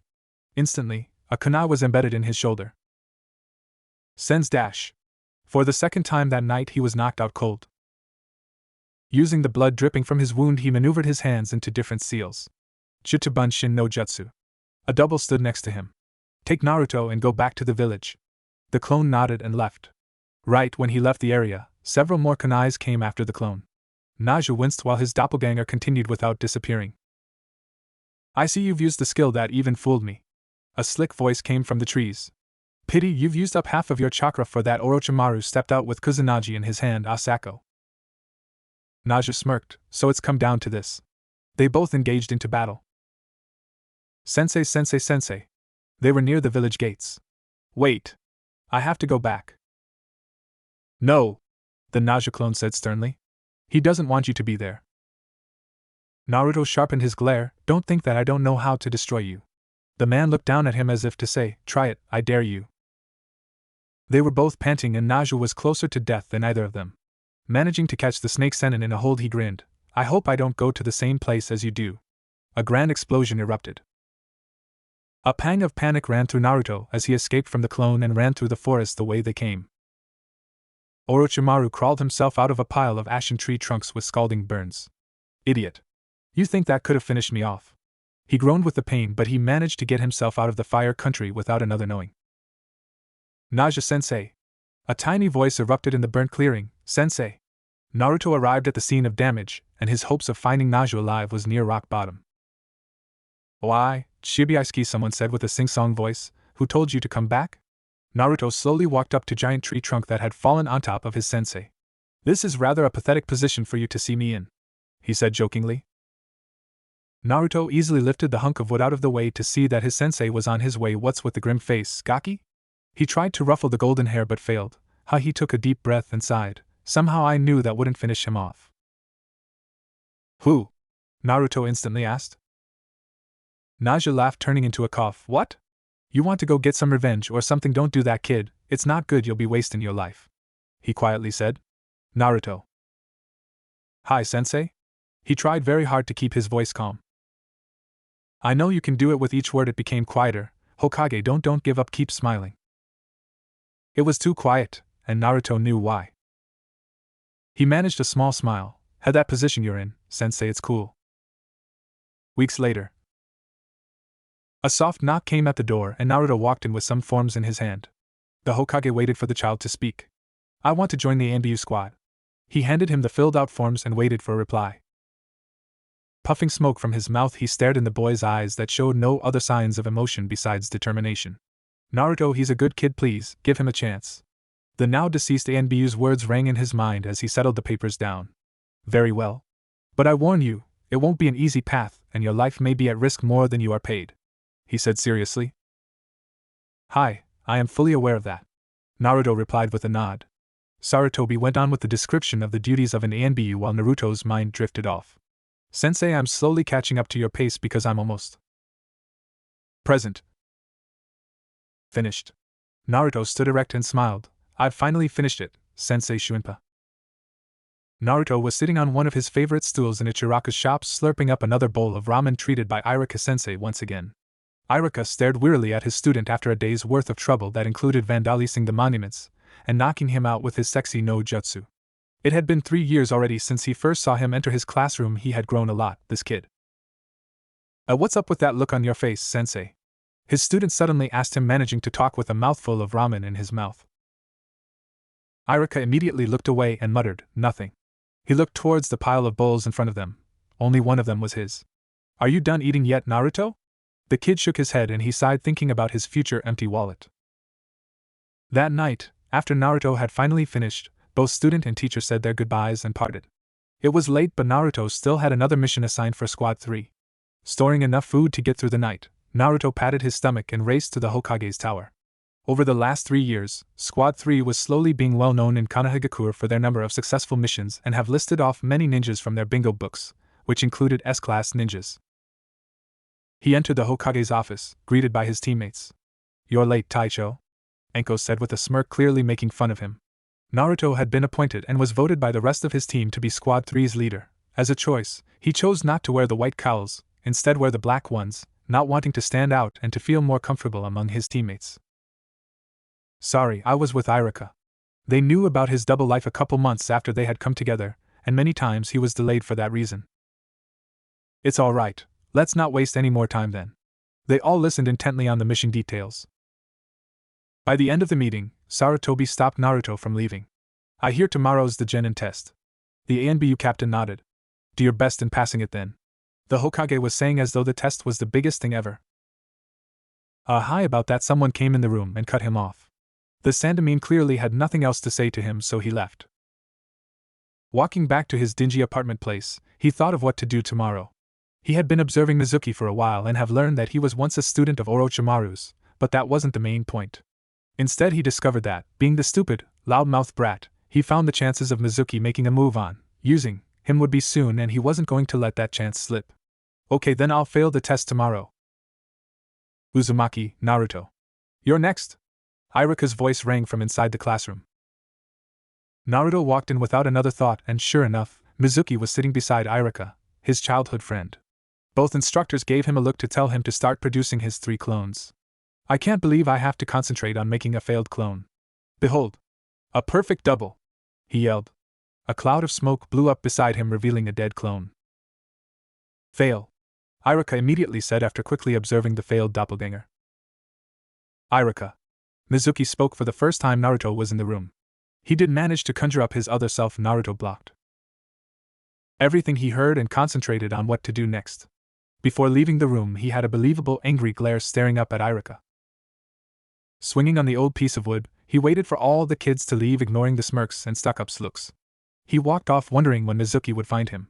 The sun was starting to set, and Naruto's hopes of Mizuki scouting him today was lowered. Naruto. He turned to see the instructor who had tried to get him to pass. Mizuki-sensei. The smile on the man's face made him sick. He clearly knew that Mizuki hated him. They were sitting on a platform at a building with Mizuki explaining why Irika was so harsh, blah blah blah. Let me tell you a secret, there's this scroll. Naruto grinned inside. Finally showing me some true colors. I'll be paying a visit to the old man tonight. Sarutobi trailed back and forth his home, wondering why Naruto had failed. While talking to Irika that day, the instructor mentioned how the 12-year-old had failed to conjure 3 clones for the Genin test. What the hell is that kid doing? I told him to pass the test. He looked up to see a brightly smiling Naruto in front of him. Naruto, what are you thinking of doing?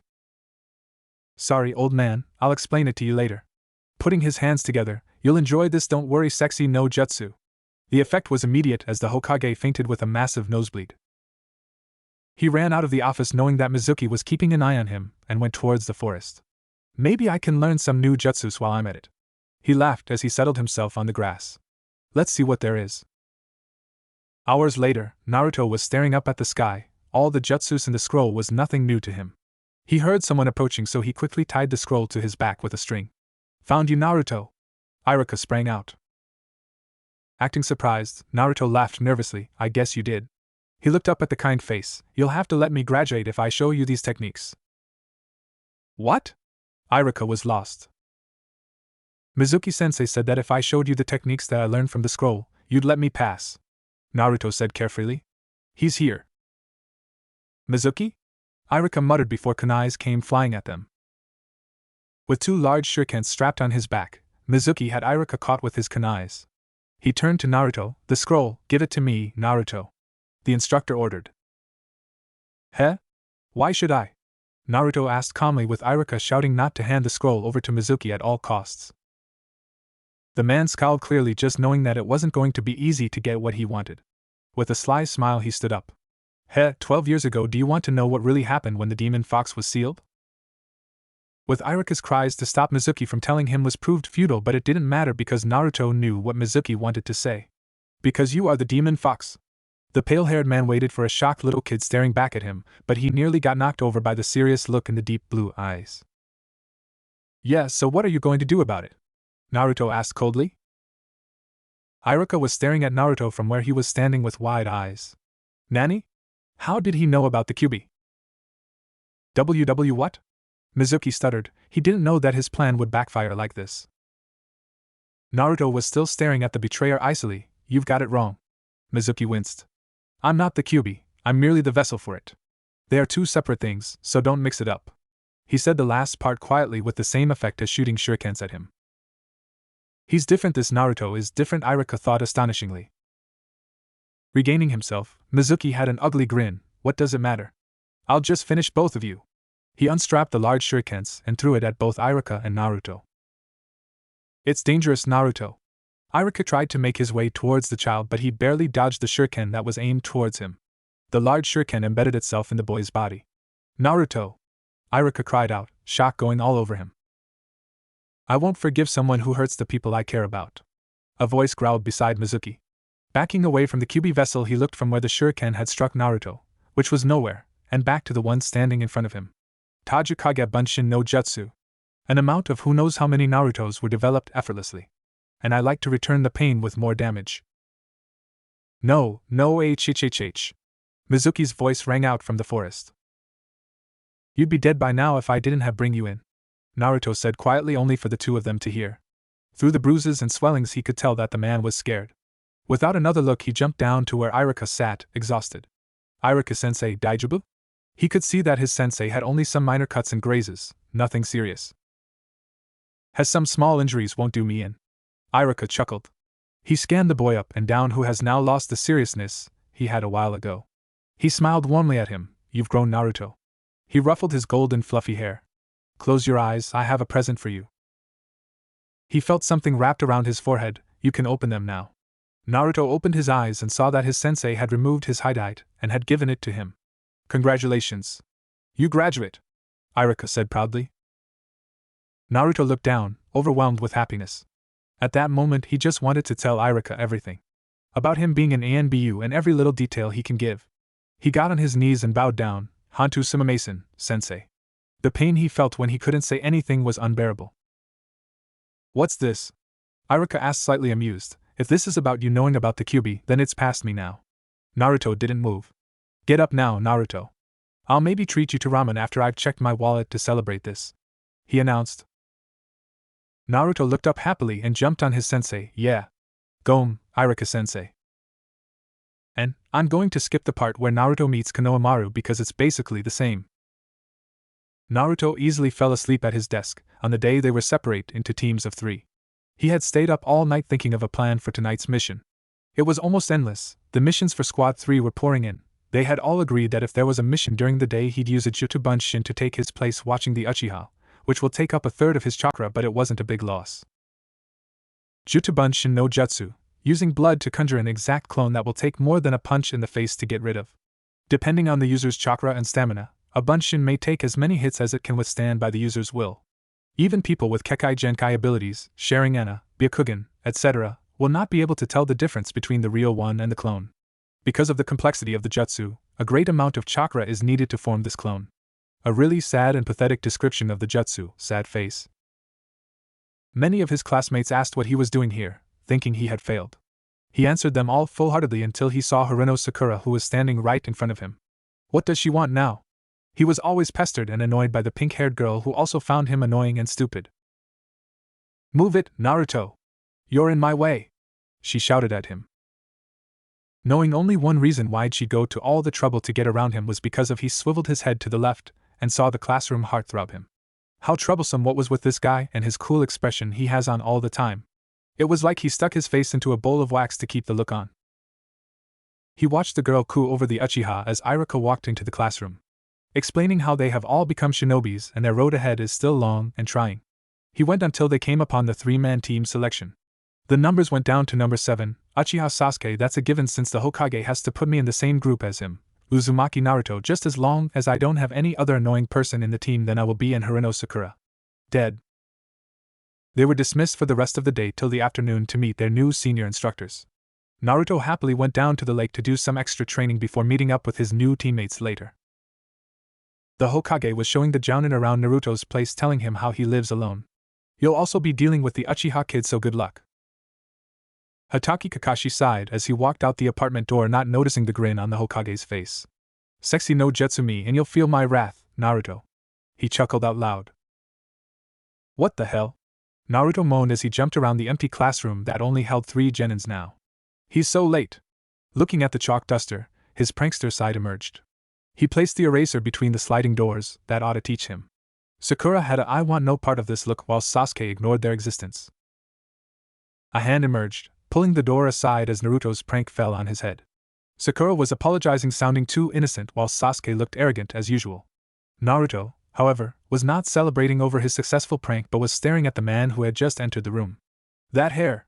Silver hair glistened in the light. That damn hair! The hair seemed to maintain its style quite effortlessly. His jaw was loose, but he didn't notice.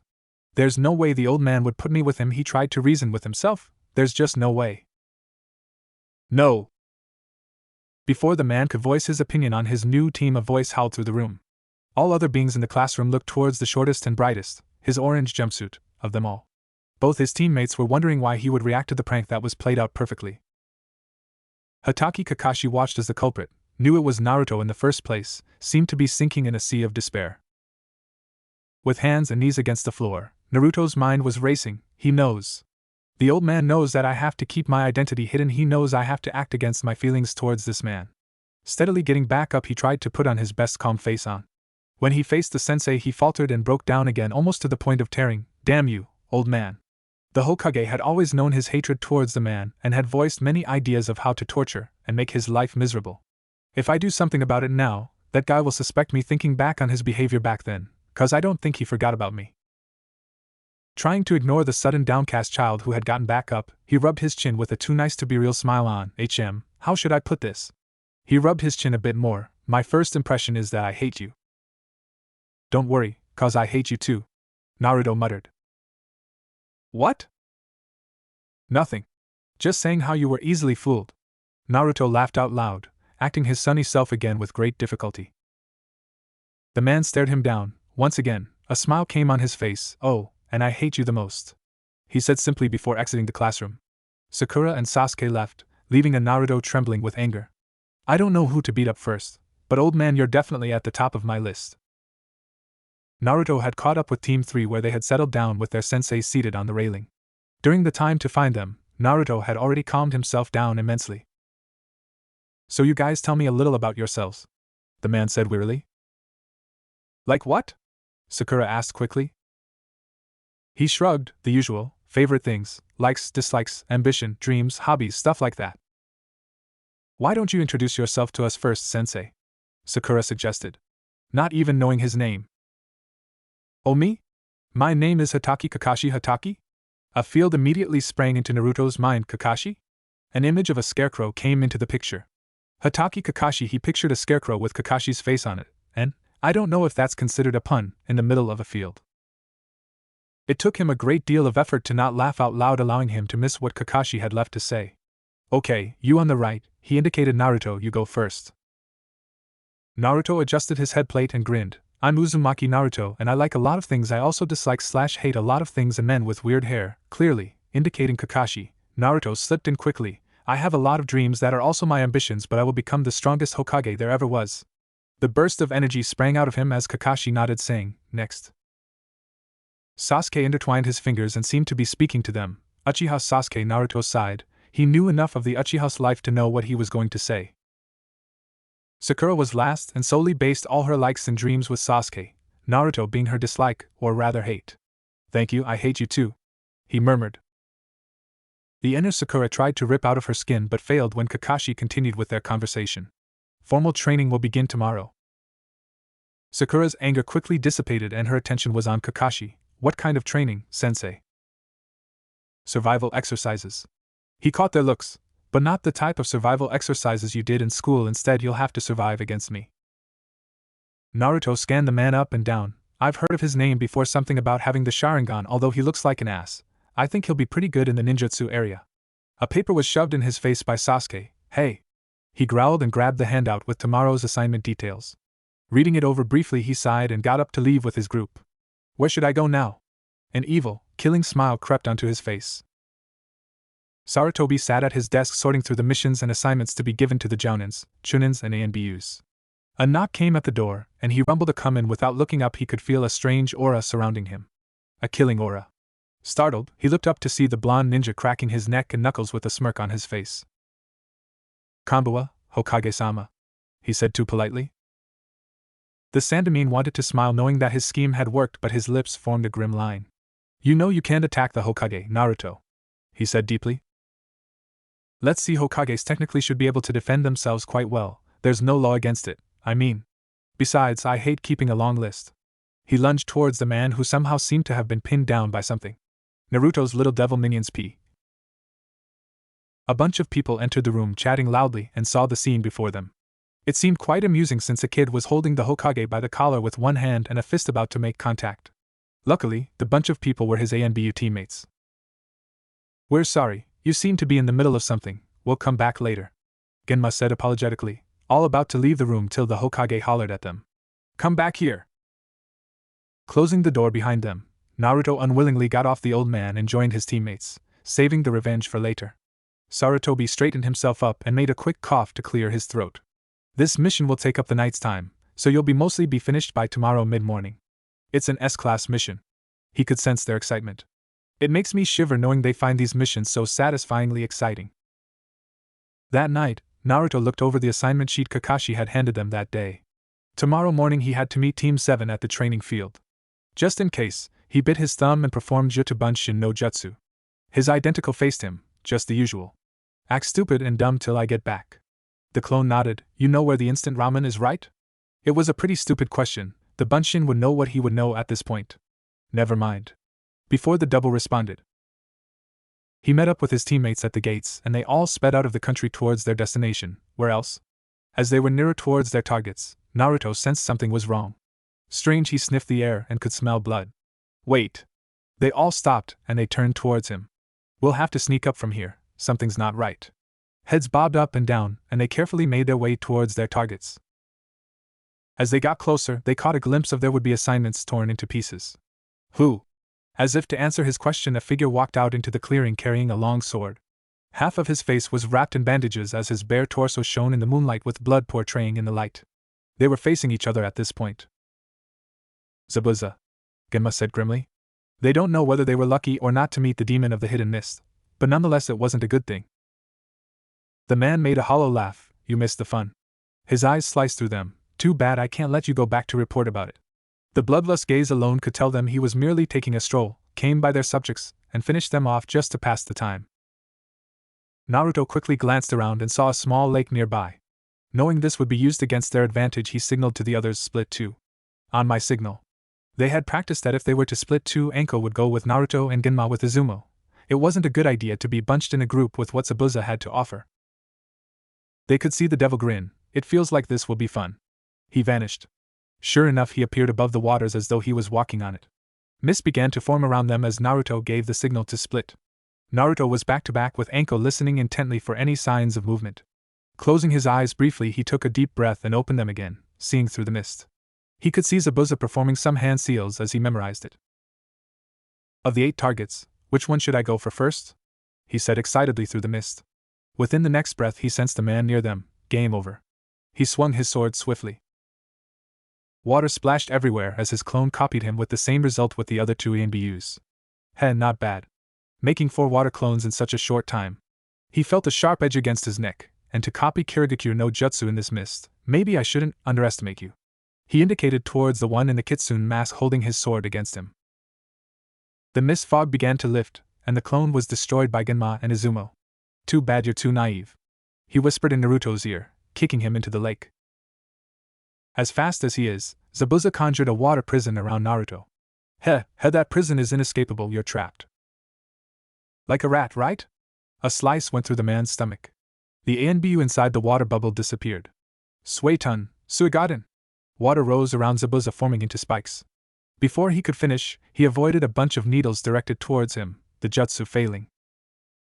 When he regained his stance, Zabuza had disappeared. The others looked at him. We're not in a hurry to catch him. Let's report what happened to the Hokage first. I have a feeling I'll be meeting up with him soon. He definitely had someone with him, Izumo stated, missing who had escaped with Zabuza. Okay, whose turn is it to write the report? Naruto asked. All heads turned to Genma. Fine, why don't you all gang up on me? He said defensively. Haku Zabuza saw the boy carry him through the forest. Why didn't you let me finish them off? The boy laughed softly. Obviously you can't get any more injured. We're meeting Gato tomorrow. That ANBU. Zabuza tried to remember. He ain't simple. Referring to the one in the kitsune mask. It'll be fun to fight him again, he thought with a smirk. Haku only smiled, knowing that Zabuza hardly knew that the ANBU was a 12-year-old. Haku's just smart like that. It was morning already by the time they got back. He told the others to report back to the Hokage, explaining his situation. They all agreed and split. Arriving at the training field dressed back in his orange jumpsuit, he noticed that they had already started. Like he instructed the clone, the double was acting stupid and standing full out in the open up against Kakashi. Making another clone, he set out to find Sakura and Sasuke. Sakura was just observing Kakashi bringing an orange book out while easily blocking Naruto's attacks effortlessly when she felt a tap on her shoulder. A hand covered her mouth, and she was face to face with Naruto. Before she could protest, he had dragged her out of her hiding spot. Sasuke had just witnessed how there were now 2 idiots on the team, Kakashi and Naruto. After Naruto was struck from behind by Kakashi's 1,000 years of pain, he heard someone whisper to him. Yo! He turned to see Naruto there trying to get him over to where he was. What the hell? He was pulled out of the tree. Further away from where Naruto's clone and Kakashi were, Naruto was crouching along with Sakura and Sasuke. The pink-haired girl tried to strangle him before Naruto hushed her up. Before you say anything, he conjured up a clone of each of his teammates. They sprang back to where they were hidden. Okay, before you kill me, tell me honestly if you think you can beat up a jounin like Kakashi? I can, but it'd be too obvious. Sakura frowned slightly. She was never strong at taijutsu. Sasuke didn't respond either. We're called Team 7 for a reason. We're not Team Annoying, he glanced at Sakura, or Team Arrogant looking at Sasuke, or Team Hyperactive Brat. He added, trying not to piss off his teammates. This is a test of teamwork, he concluded. How can you be so sure? Sakura asked, not believing the dropout would actually make a point. Naruto had wanted to take her hair and choke her with it, but he cooled himself down. Think about it, he's a jounin and we're genins fresh out of school. You'd think he'd know that, right? With a moment's wait of hesitation, Sasuke was first to answer, fine. Sakura, seeing Sasuke had agreed, went along also. Naruto nodded and ran up a tree to see the condition. The clone had already conjured up a number of Kage Bunshins racing towards Kakashi. Yash. He jumped back down, and he called a Bunshin back to him, absorbing the new information when it fought Kakashi. I have to admit, he's pretty good, but everyone always has their weaknesses. If my Bunshins go on fighting like this, Kakashi will eventually come after you guys who are in hiding and pick us out one by one. Naruto bit his lip, thinking. The weakness he so far has shown is that orange book. That perverted old book, maybe I can burn that one too. Okay, how about they all developed a plan. Kakashi was standing in the middle of the field with his book out after knocking out Sakura and burying Sasuke. Only 10 minutes left, I thought they were different, sighed Dash. A tug came at his feet and he felt being pulled down into the ground only to avoid it with Kawarimi no Jutsu. Oto, close one, he said as he hung out on a tree. Ryuka no Jutsu. He looked down and saw a line of fire coming towards him. When he went out of the way of the attack, he noticed that a piece of string had been tied around his waist. When? Flashbacks of him about to be pulled underground. Then? Before he can think long, balls of fire shot towards him. Must be the Uchiha Kid. A flash of orange and black, Sasuke and Naruto, crossed his eyesight. Gokakyu no Jutsu. Two voices cried as two huge flames surrounded him. Two set of hands, Sakura and Naruto, made way for the bells, but he sidestepped easily. Although the bells were there, he felt something was missing. Checking his pouch, eyes widened as he saw the orange book in Naruto's hand. A feeling of déjà vu crept up on him as a flashback of an ANBU burning up his cum-cum paradise filled his mind. Team! Naruto quickly shouted out, harem no jutsu. A ton of blonde chicks, dunno if you'd call them chicks, surrounded him, but Kakashi seemed unaffected. The clones immediately disappeared. What? Naruto scratched his head. The harem no jutsu has never failed, unless harem no jutsu. He called out again, and instead a ton of hot blonde guys appeared. So weird, I don't know how to describe them. The effect was immediate, and Kakashi passed out with blood loss. He's gay? Naruto seemed to have dislocated his jaw when he said this. Sasuke and Sakura came out with him, and they all approached their sensei carefully in case he was faking. Naruto carefully knelt down to take the bells. Successfully untied from the man's waist belt, the others grinned but faded when Kakashi stirred. Naruto turned back to see, but instead his face made contact with his sensei's. Unaware of the situation, Naruto felt something pressed against his mouth. Opening his eyes, he saw that it was Kakashi's lips. Oh my Kami-sama!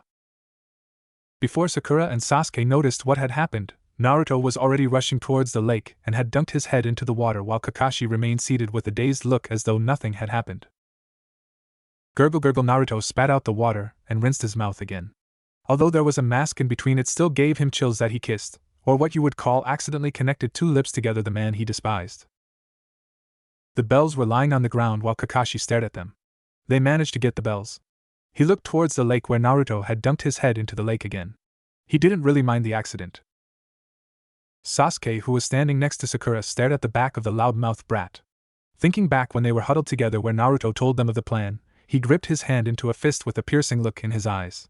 Dobe, are you really that stupid?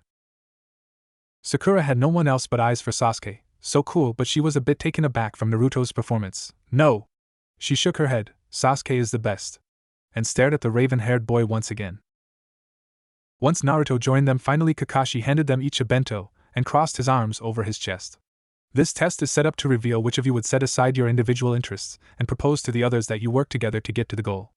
Naruto was mumbling under his breath, missing this point, but Sasuke and Sakura seemed to shift a bit, stealing a quick look at the blonde boy. Scratching his cheek, Kakashi went on, individual skills are not only necessary for a ninja, but it is even more important to also have teamwork skills. He looked at Naruto. Somehow he knew that the plan was made up by Naruto, but when? A true shinobi must seek the hidden meaning within the hidden meaning. You've just taken a giant step forward demonstrating some skills and teamwork, but it's not over yet. Standing up, he waved to them. That'll be it for today, though. Your duties will start tomorrow. He left them with their lunches. That was sudden, Sakura muttered. She made a face at Naruto when he was inhaling the food at an inhuman speed. Mao, Naruto, can't you act more gentlemanlike when eating? You're such a pig. She scolded. Well, if your fash is one, well, your face is one. He spat rice all over her and tried to make himself stop laughing. Sasuke blew out a sigh but gripped the chopsticks in his hand. He didn't have time for this, but before he fulfilled his revenge, just once, he'd like to fight Naruto. Next day. I'm in ANBU. How far away is the target? Kakashi's voice buzzed in his ear. 5 meters and closing, Naruto said gruffly. An ANBU captain no less. He heard his team's 7 companions echo their responses. All right. Go! He sprang out from behind a tree just like his teammates, and dove for the target. And here I am. He held on to the cat while it struggled in his arms. Getting scratched by a cat. After giving the feline back to its owner, Naruto could not think of how things could get any worse. It had taken him a while to adjust to Kakashi, who he tried to avoid as much as possible. Next assignment: babysit for the Council of Elders, run errands, help dig sweet potatoes. There's always a limit to everything. No way. Sarutobi looked up from the sheet and eyed Naruto. Give us something more exciting. His teammates and sensei sighed from behind. Iruka, who was seated next to the Hokage, got up and shouted at Naruto, Baka. You're only a genin. However, Naruto ignored him and was staring at the Sandaime in the eye. Old man. Sarutobi felt a sudden chill down his back. Sorry, Naruto, but you'd have to continue doing these small tasks. The blue eyes intensified. A familiar aura surrounded him again. Was it his imagination, or were there tiny devil Narutos whispering threats in his ears? Can't take it anymore. He cleared his throat and took out another piece of paper. Very well. The whisperings began to cease. I have AC grade tasked the protection of a certain individual. Who? Sakura finally spoke. A puff of smoke escaped his mouth. He's right behind you. Naruto observed a middle-aged man wearing checker-patterned pants with a bottle of beer in his hand. Looks like a bunch of brats, especially the midget with the dumb look on his face. Are you kidding me? Those kids are really ninjas? He sputtered, a bit red in the face. Who do you mean, Dash? Looking and comparing to each of his teammate, Naruto glared back towards the man. Who are you calling a pint-sized midget you can only see with a microscope? From FMA. Kakashi had pulled him back, feeling a rush of a strange aura emitting from Naruto. No need to kill the man we're meant to protect. Pint-sized midget? He managed to suppress a laugh. After the man had introduced himself as Tazuna, they had all agreed on meeting at the gates in 15 minutes to get some things packed. Damn it, there are so many idiots whose asses I have to kick. I'll have to start carrying a list just to keep track of them all. From FMA, Naruto thought as he was about to swing his backpack around him. That old man is hiding something, though. Putting the bag down, he went to his closet and changed. The group had been walking for 30 minutes while Naruto, clothed in his ANBU uniform, searched the grounds further ahead discreetly. The demon brothers were waiting for their targets to walk by when they were thrown down to the ground. About to attack the person who had pushed them out, the group they were to attack were close by and they formed into a puddle of water, not having enough time to hide in the trees again. Naruto hidden in the tree. The 2 mist ninjas were a short while ago observed Team 7 and Tazuna. Kakashi, who had walked by, took a quick glance at the puddle and passed without a word. The brothers attacked his sensei first and proceeded towards his clone and Tazuna. So the old man's the cause of this attack. Mist ninjas. Whenever he thought of mist ninjas, Zabuza would flash into his mind. Maybe he has something to do with this. The group continued on their task and Naruto decided to stay with his team. He explored the bridge while the others were on a boat traveling across the waters to Wave Country. Poverty. He had heard of Gato, one of the richest men in the world, but most of his business is mostly underground trafficking and many other illegal trade. Now, following Team 7 again, they were walking through the forest by now. Perched on a tree, he looked down and saw a bunny with white fur. Raising an eyebrow, he jumped down and grabbed the rabbit and went back up the tree. Funny, their fur is supposed to be brown by now. Maybe if I throw it at the bushes and get my clone to find it. He tossed the bunny into the bushes. So me and Naruto. Now, if my clone could just find over there. A shuriken flew through the air or killed the hare Hantu Sumimasen Yasagi-san. Rabbit, he sighed, What a tragic way to end an animal's life. That Baka Hatake should be able to clue in what's going on. Mist started to rise just as Kakashi had revealed his Sharingan to Zabuza.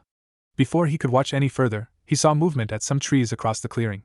That must be the person who saved Zabuza last time. With Naruto clone. Deja vu man, Naruto thought wearily. Sasuke was standing next to him, all three of them surrounding Tazuna with kunais ready. Tugging at the prodigy's shirt, he could feel the boy getting irritated but still managed to say, "What?" as quietly as he could allow. "Lend an ear for a quick section," Naruto whispered when the demon vanished on top of the waters. After some quick words, Sasuke felt uneasy and confused, but there was no time to dwell on it when he heard Kakashi-sensei say that he will never let his comrades die. Zabuza appeared behind them after the sensei said that. Game over. Kakashi had gotten to him first but was tricked by Zabuza and forced to be kicked into the lake. Like he did to Naruto nights before, a water prison formed around Kakashi. At that moment, still wide-eyed, Sasuke grabbed his kunai and shurikens and threw them at Zabuza. Naive. Momochi growled as he deflected the weapons easily, each and every one sinking into the waters. With one hand in the prison, he saw the Kopinin ninja trying to get out of his jutsu. That prison is inescapable, you're trapped, he paused.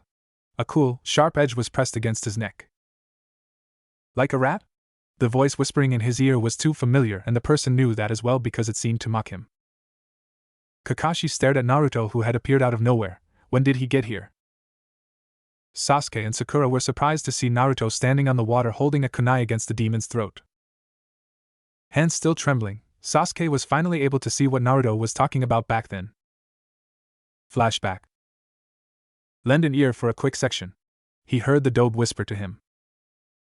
Reluctantly, he gave in. Don't ask me how or why, but there's going to be a point where Kakashi-sensei might be trapped in a water prison by Zabuza. I'm going to turn into a kunai when there's a distraction, and you'll throw me with some other weapons at Zabuza, when that time comes. Before he could respond, the blonde added, well, that shouldn't be so hard for you. He had a grin on his face. Sasuke couldn't help but go along with it.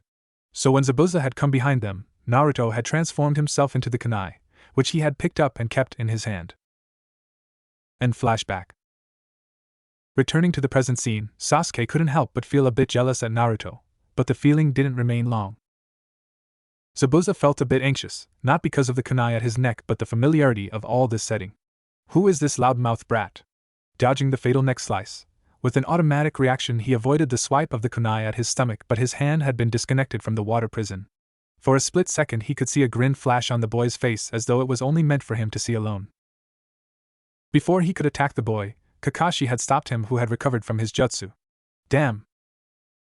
Just so you know, the same spell won't work on me twice, Kakashi warned Zabuza.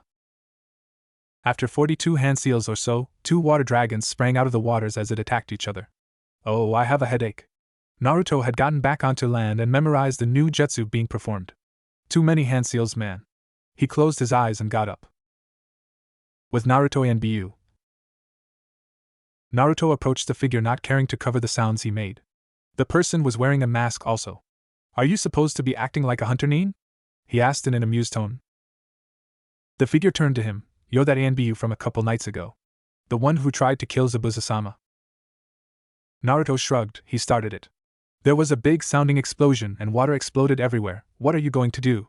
He watched Zabuza fly into a tree.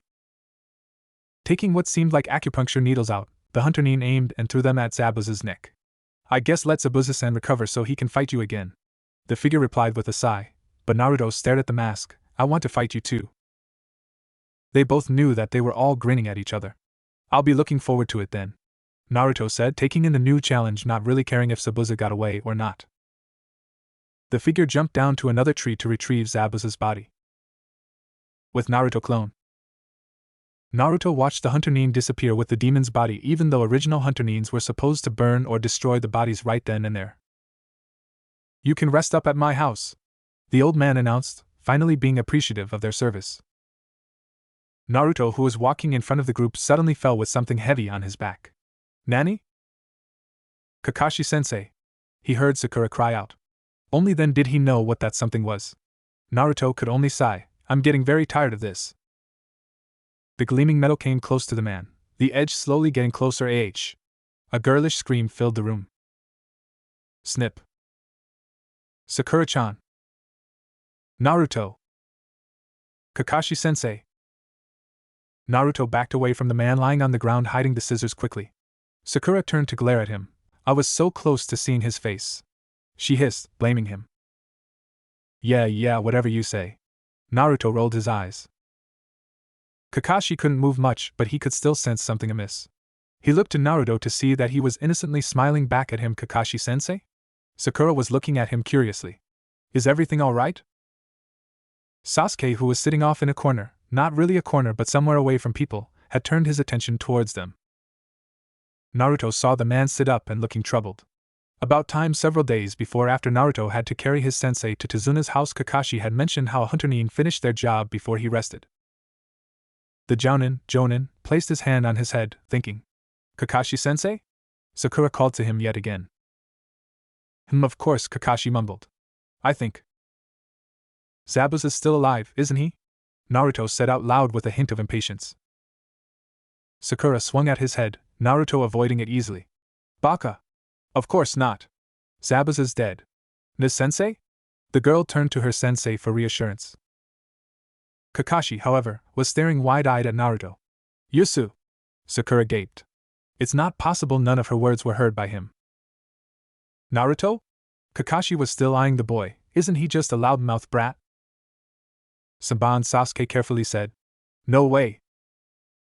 After the lengthy conversation about the acupuncture needles, Kakashi announced that he was going to increase their training schedule. Training?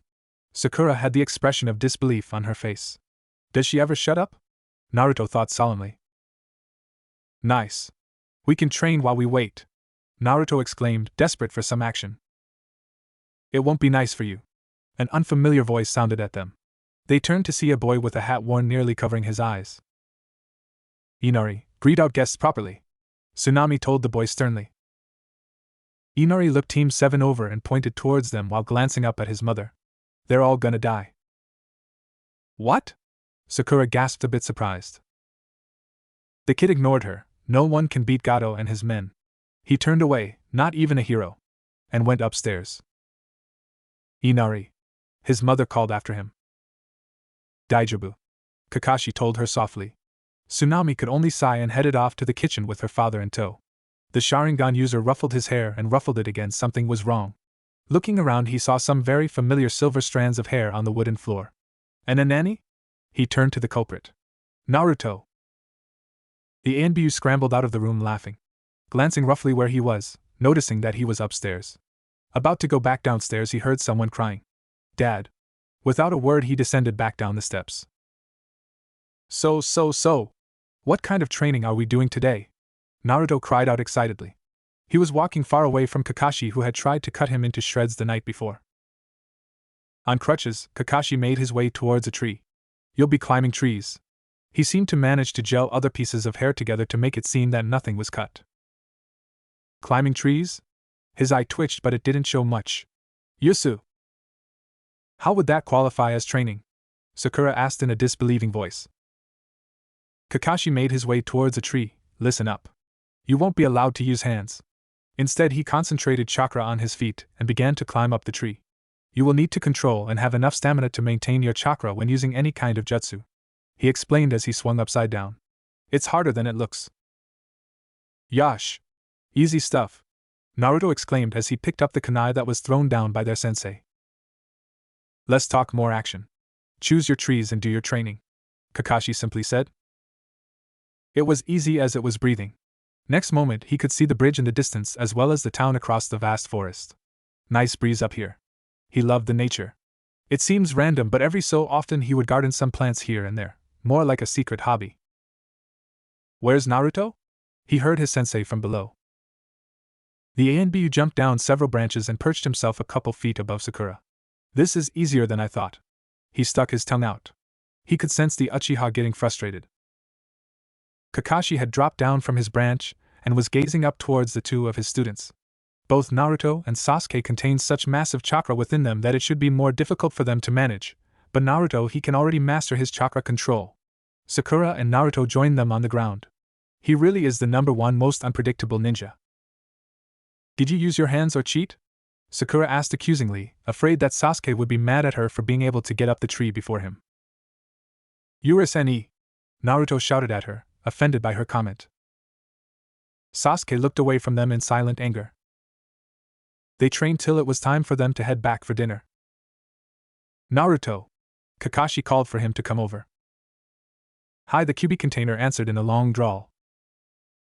You stay here and keep working on the training tomorrow. With Sasuke, he avoided the reproachful look from the child. Instead, try going up and down the tree at least 10 times without stopping. And stupid, I know. Heh? Naruto made a face. Do I really have? Sakura, you will go stay with Tazuna while he works on the bridge tomorrow. Hi, sensei, Sakura said brightly. Mao. Naruto pretended to act in agony. The next day, Sasuke could only go halfway up the tree with many marks along the way. Naruto had already finished his training and was planning to make a clone so he could scour the village before Sasuke interrupted them. Dobe, he walked nonchalantly over to him. Dobe, so annoying. Naruto whined, waiting to see what Sasuke wanted. Standing in front of the blonde ninja, Sasuke had a stern look on his face. I want to fight you. Naruto pierced through Sasuke's stare. Are you kidding me? If Sasuke didn't have strict discipline in not allowing to show his emotions, he would have taken a step back at Naruto's sudden change in his attitude. Naruto seemed to regain his happy-go-lucky self. I want to fight you too later. His teeth shone in the sun, reflecting a glare into Sasuke's eyes. That night, they were enlightened with Inari's loss of a man that was as close as a father's connection. Gado ka? Naruto slid off his chair and went outside. The ANBU watched a man in a black suit sporting black sunglasses walking in front of 2 bodyguards who look tough but really isn't. Is he blind or something? The street was quiet. It wasn't surprising, but out of the corner at his eye he could see small figures running around on the street trying to steal the purses from those who dare stray on the road. The 3 men turned the corner and Naruto silently knocked out the 2 bodyguards. Zori. Waraji. Gado called out to his guards. Zori. Waraji. He turned to find he was alone. Where are those idiots? He growled. Before you call others idiot, the short man was thrown into the wall. I see a big fat one right here. Gado was faced with someone in a kitsune mask. Now I don't really make threats, but he bent the man's left forearm. I don't want to say much now, you'll see later. A loud crack filled the air accompanied by a man's scream.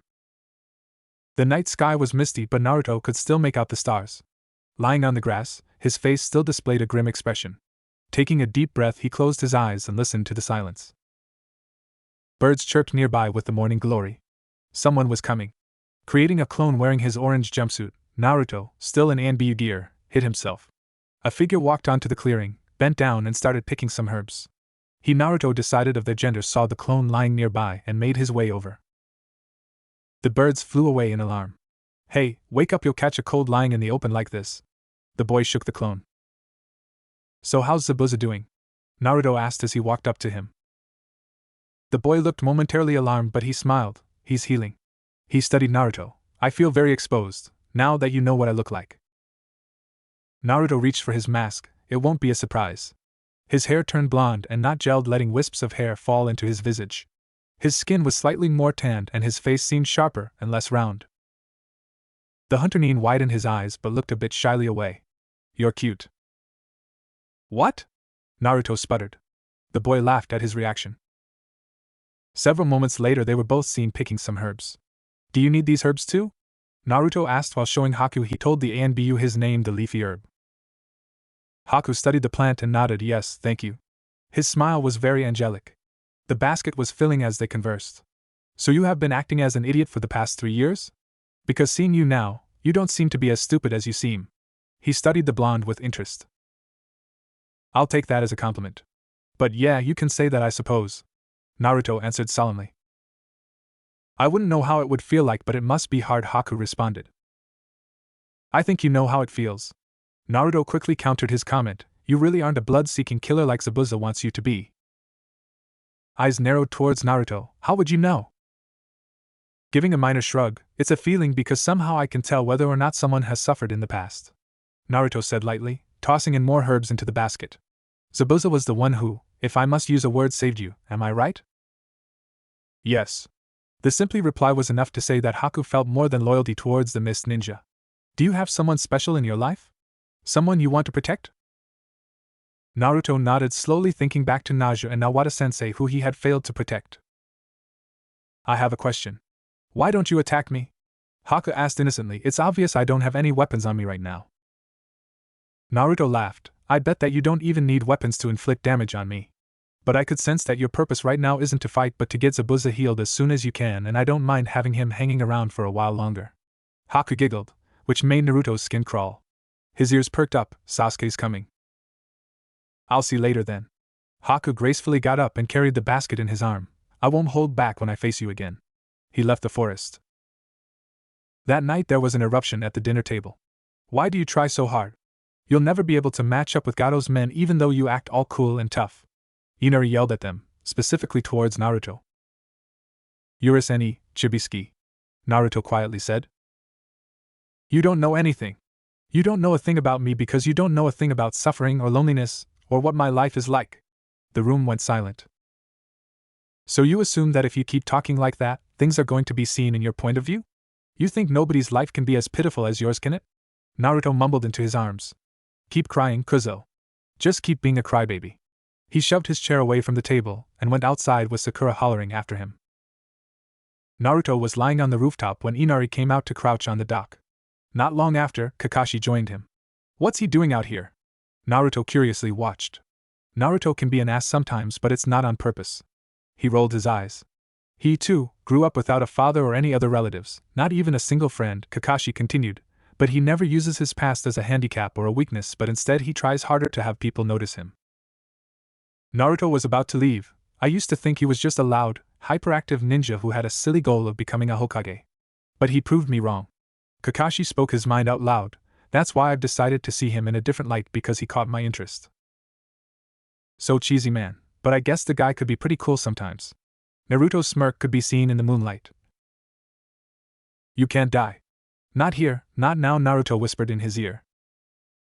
Team 7 minus Naruto and Tazuna had all left together towards the bridge.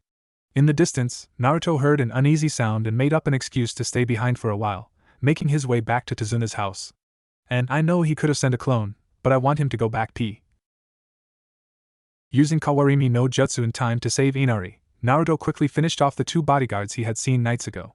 Hey, you're actually a pretty cool kid. Standing up to those ninjas, Naruto turned to the boy who was on the brink of tears. Before Inari could answer, Naruto placed his hand on the child's head. There's nothing wrong with crying when you're happy. And he left, giving the child a warm smile. Hope you can handle things here. Tears ran down the little boy's face, but he still shouted cheerfully, of course. Hope the fun hasn't ended yet. He was near the bridge, and he could already feel the fight has already begun. Figures, Naruto thought logically. From a distance he could see weird ice mirrors floating in the middle of the battle. That must be Haku's. He had never seen this kind of jutsu before. This should be interesting. Taking a shuriken out, he threw the star towards the just emerged figure from the ice chamber. The others stopped to see who had thrown the shuriken that had knocked Haku down. Sorry. I'm late. Kakashi could make out the orange jumpsuit from the rising mist. That's Naruto for you. He mumbled. Naruto. Sakura was actually happy to see her hyperactive teammate. Big Mouth Sasuke winced when he got up, covered in cuts that were slowing getting deeper towards the vital targets. Naruto could make out the raven-haired teammate inside the Haku's Makyu Hayasho. Passing the ice barriers, he could tell that it won't be easy to get back out. Yo, Sasuke. I'm here to save you. He crouched beside the Uchiha. Baka. Now we're both trapped in here. Sasuke wanted to strangle the kid beside him. Do you have no brain or anything, Dash? They both turned back to the mirrors. It was occupied by Haku once again. Sasuke tried to melt all the ice mirrors that it was no use. Damn. Within a blink of an eye, ice needles attacked their whole body. Wow, that stung. Naruto said with a frown. I was caught off my guard. Sasuke was still fuming beside him, his cuts deeper than before. It's useless. Haku's voice rang around them. Picking himself up, Naruto had a smirk on his face. Really? Kakashi was facing Zabuza, but he couldn't concentrate because of Sasuke and Naruto's fight with Haku. He has the Kekai Genkai ability, doesn't he? So you've noticed. The demon of the mist laughed hollowly. I have my own dreams, and so do you. The atmosphere was filled with raw energy to kill. I'll do whatever it takes to protect the one I care, to fulfill his dream. Doing so is my own dream. Excitement grew within both the Genin and ANBU. To that end, I will become a true shinobi, and I shall kill you both. Sakura's cries were faded from where they were standing, but it didn't take a genius to tell that she was trying to encourage them. Can she only cheer and act smart? Naruto stretched his neck from side to side. Kakashi believed they weren't mentally prepared to take a human life just like Haku is willing to. I have to end this quick, making way to reveal his Sharingan. The fight between Zabuza and him continued. Naruto decided to wait and see how he could break Haku's jutsu while receiving more slices from Haku's needles. If only his dream wasn't to die for a guy who killed his whole village, he could be a cool ninja. Something drifted into his mind, allowing a free attack from Haku's part. Pay attention, Dobe!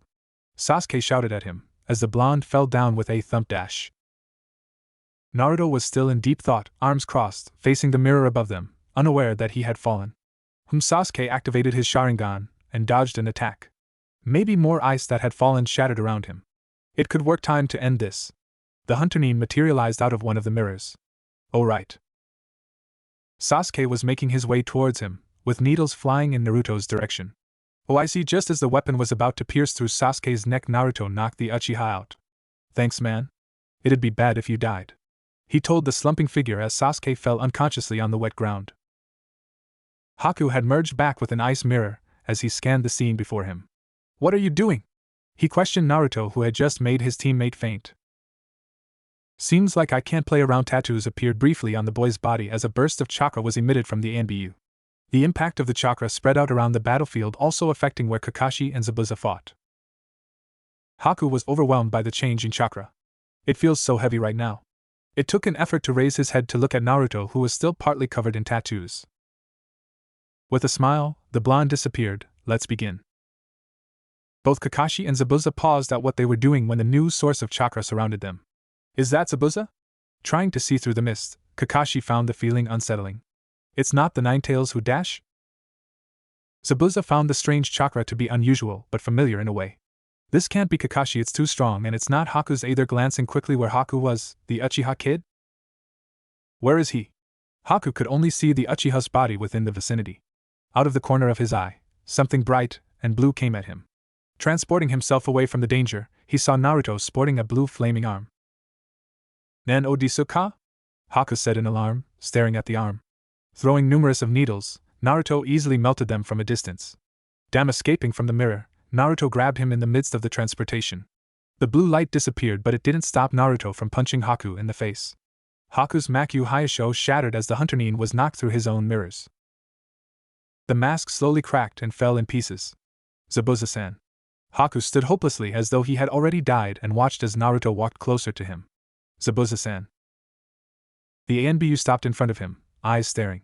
The boy leant up and whispered in the 15-year-old's ear, You said you have someone you want to protect, that you're even willing to give up your life just to make that person's dream come true. He has no need for a weak shinobi. Haku replied simply. You've taken away my reason for existing. The story unraveled of Haku's history.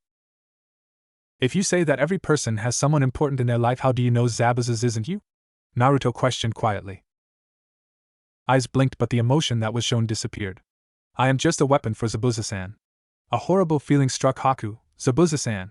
About to transport to where Zabuza was, he found that his whole body was frozen. No matter how hard he tried, he couldn't move from the spot. Nani? He glared at the boy who now stood in front of him. Before the jutsu wore off, Naruto quickly performed Jutsu Bunshin no Jutsu. When the task was finished, he summoned the clone to where Zabuza was. The mist made it hard to see where it went, but Naruto knew that he might be able to save the devil. You can't die. Not here, not now, Naruto whispered in Haku's ear, eyes widened in confusion, before he was knocked out. Using my Seigakyu no Jutsu, he camouflaged the body and leant it against the bridge wall. You'll understand soon enough. Running towards where Kakashi fought, he saw that his clone had blocked his sensei's Raikiri attack. About to slice Haku away, Zabuza missed when Kakashi stepped out of the way, bringing Naruto's clone with him. How heartless. Naruto. You're okay. Sakura's voice rang from the other direction of the fight. Where's Sasuke-kun? Naruto nodded his head towards where Sasuke lay. He's sleeping. He explained briefly. Not taking the time to scold the blonde, Sakura dragged Tizuna with her and ran towards the direction Naruto indicated. The mist has already cleared up and the bridge was occupied by Gato and a couple hundred of his men. Sorry Kakashi, but this fight's over.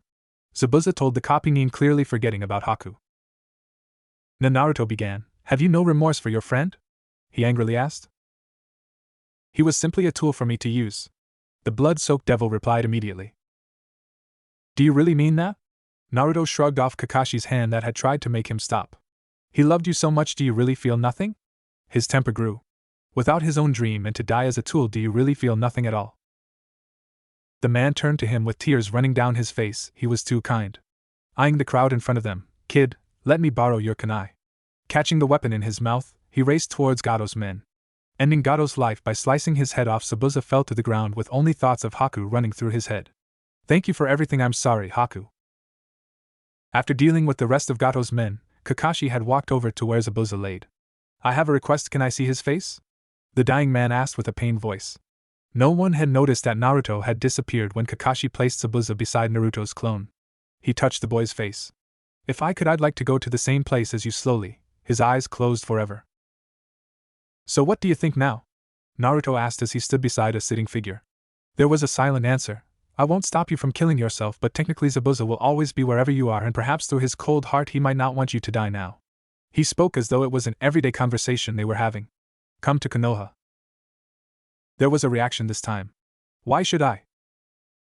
Because. 2 weeks later.